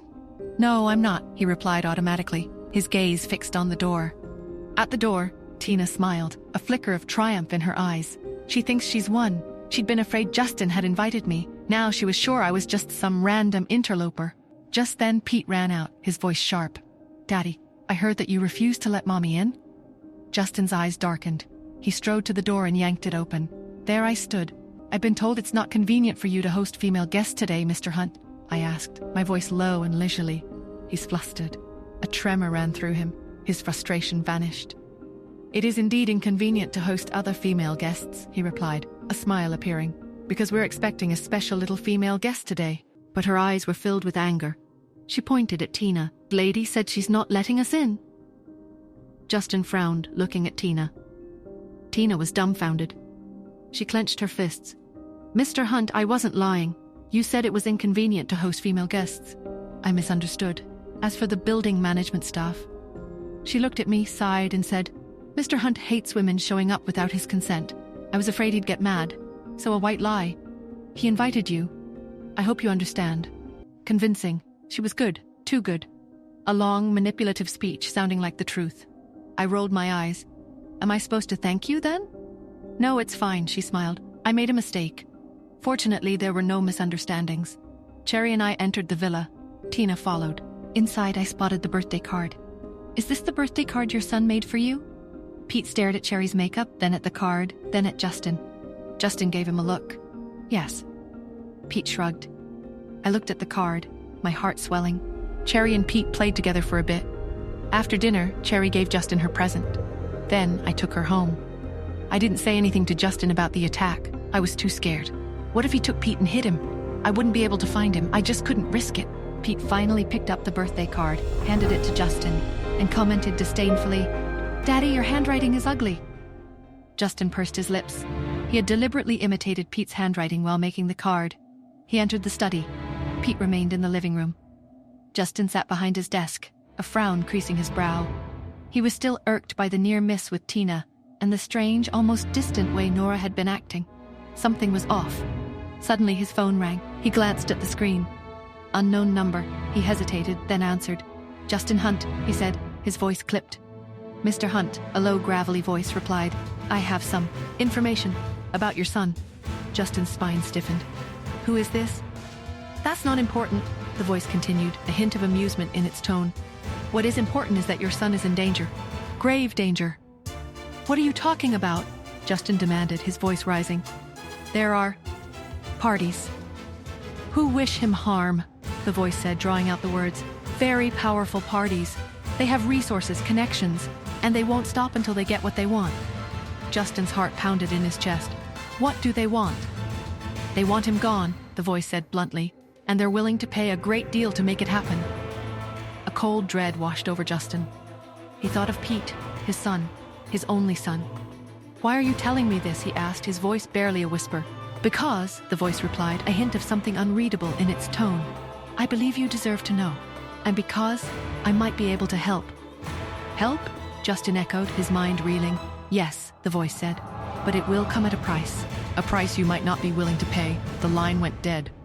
Justin stared at the phone, his hand trembling. Pete, he was in danger, real danger. He stood abruptly, his mind racing. He had to protect him. He had to find out who these people were, what they wanted. Justin was shaken by the mysterious call. He ordered Chester to follow him to his office. "Tell me what you got." He ordered. Chester said, "Your uncle bribed people to kidnap Pete again." They supposedly even gave them photos this time. Justin frowned. Nothing about Pete must be leaked. Chester nodded. Yes, Justin. Justin instructed, create a screening system. That way, if photos of Pete surface anywhere on the internet, we'll be notified right away. This was the only way they could strictly prevent information on Pete from being leaked. Chester replied, yes, on it. In the study at the Hunt's villa, the psychiatrist placed 2 pill bottles in front of Justin and said, let him take 1 pill a day from this one, and 2 a day from this one, Mr. Hunt. This is a special prescription for Pete's mental disorder, but I've designed the pills to look like normal vitamins. We can try these for a while and see if Pete stabilizes again. Justin stared at the 2 pill bottles. To be honest, he had wanted to take it slow. After all, Pete's condition had improved after they returned to New York. He hadn't had any relapses for a while. After the psychiatrist left, he walked out of the study to see the nanny sorting out the gifts he'd received. At the sight of him, the nanny said, Mr. Hunt, this watch is from Mr. Chester, this is from Mr. Sean, and this is from Mr. Lawrence. There's also this. It's a scarf from Miss York. Justin frowned and said, put everything in the storage room. As for the scarf, I have no need for it myself, but it's getting cold. Please accept it. You can wear it when you go out to run errands. Justin stood in place after the nanny left, a troubled look on his face. He tried to think of subtle ways to remind Nora that she had not given him a gift. While thinking about this, he went to Pete's room, placed the 2 pill bottles on his desk and said, these are your new vitamins. Remember to take them every day. Pete was currently reading at the big desk. He said, I'm not taking these. Justin replied, they're vitamins that are important for your health. You have to take them. Pete fell silent for a moment before he asked, can they boost brain power? Justin frowned, confused by the question. Probably. Pete pushed the bottles to him and said, maybe you should take them then. Justin's expression instantly darkened and he said, Peter Hunt, I have an IQ of 301. Pete glanced at him disdainfully and said, it's said that people with high intellects have low emotional intelligence. That's probably why you're having a hard time making a connection with Mommy. Pete was disappointed about the party. He had hoped Nora and Justin would learn to like each other today, but instead his dad had just annoyed his mom. He pushed the 2 bottles of vitamins toward Justin again and said, remember to take them every day. They can boost both your brain power and your emotional power. Justin walked out of Pete's room sullenly. At the Anderson villa, me and Cherry were trying to sleep when Cherry asked, Mommy, when will Pete come visit? I smiled, though a familiar ache settled in my chest. I don't know, sweetie, but I hope very soon. I wish he lived with us, she whispered, her eyes shining with a longing that mirrored my own. We'd have so much fun. Me too, darling, I said, pulling her closer. You two would be the best of friends. Cherry tilted her head, her brow furrowed in thought. Mommy, I think Pete looks like me. Like you? I asked, surprised. What do you mean? He has the same eyes, she said, tracing a finger along her cheek. And the same little nose, just like me. I smiled, relieved. It was a sweet, innocent observation. That's because you're twins, Cherry. Then her expression changed, a flicker of fear crossing her delicate features. Even that bad man with a gun thought so, she exclaimed. My heart clenched. What bad man, Cherry? The one who tried to take me, she said, her voice barely a whisper. He thought I was Pete. My heart skipped a beat. Cherry, you don't have to worry about any bad man. Your mom will protect you from everyone, okay? I assured my girl, I know, Mama. But what about Pete? She whispered. Him too. I won't let anything happen to you both. I promise. I smiled. Justin had always been careful whenever he left the house, especially if Pete was with him. As a child, he had been kidnapped, so his son's safety was of paramount importance. That was his main reason for hiring private tutors to homeschool Pete. Justin ensured that there was no information about Pete on the internet. No pictures, not even his name. Most of the people in New York weren't even aware of him. Justin wanted his son as well protected as possible until he could fend for himself. He decided to take Pete out for lunch that day, but he brought 8 bodyguards. The bodyguards were separated into 2 cars. One was in front of Justin's car, while the other was behind them. While the cars slowed to a halt in traffic, Tina got out of her car in high heels and stopped in front of them. She shouted, Mr. Hunt, I have something to tell you. The passenger door of the middle vehicle opened, and Tina breathed a sigh of relief. Just as she thought it was Justin, she saw Chester getting out of the car. He grabbed Tina by the arm and pulled her out of the way to the side. Tina narrowed her eyes and shook off his arm. She straightened her back and said, "I really have to talk to Mr. Hunt. It's about his son, so I need to see him in person." Chester said mockingly, "Miss York, what exactly do you have to say to Mr. Hunt that you need to do in person?" Tina, whose intentions had been exposed, became furious. However, she knew that it was probably useless to insist on seeing Justin, so she gave in. She said, "I accidentally caught Pete live streaming a game. Mr. Hunt has always been very strict with Pete. Isn't there something strange about him being allowed to live stream?" Chester scoffed and replied, "You're sure doing everything you can to get close to Mr. Hunt. That's a pretty outrageous claim."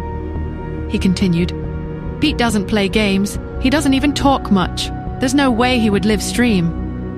Tina panicked upon seeing that he didn't believe her and said, "It's true? He's already trending on social media." "He's trending on social media?" Chester was puzzled. He raised his eyebrows and said, "Oh, really? Show me then." However, she refused to give in. "This concerns Pete, so I can only show Mr. Hunt. Tell him about it and let him add me on Facebook. I'll send him the information, okay?" Chester smiled and replied, "Okay, I'll be sure to tell him." He then turned, got into the third car, and drove off to catch up to the others. As he adjusted his seatbelt, a bodyguard asked, "Is what that woman said true, Chester?" Chester sneered. "How can that be? Pete, a live streamer? Are you kidding me?" He picked up his cell phone, opened the social media apps, and checked the trending topics. There wasn't anything related to Pete from the first to the last.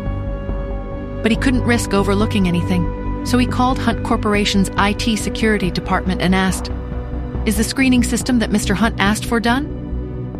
The IT security department chief replied, "We've been working overtime since yesterday on it. I reckon we'll finish it tonight." "Okay, send it to me when it's done," he responded. Chester hung up. As an executive assistant, he needed to filter certain content by himself. He would make sure that all of Miss Smith's messages would get to Mr. Hunt. As for everyone else, he had to verify the authenticity first. After lunch, they returned to the villa. A petrified Scarface was brought to Justin as he sat in the villa's living room. His face was white and covered in sweat. His speech was unclear as he begged for mercy.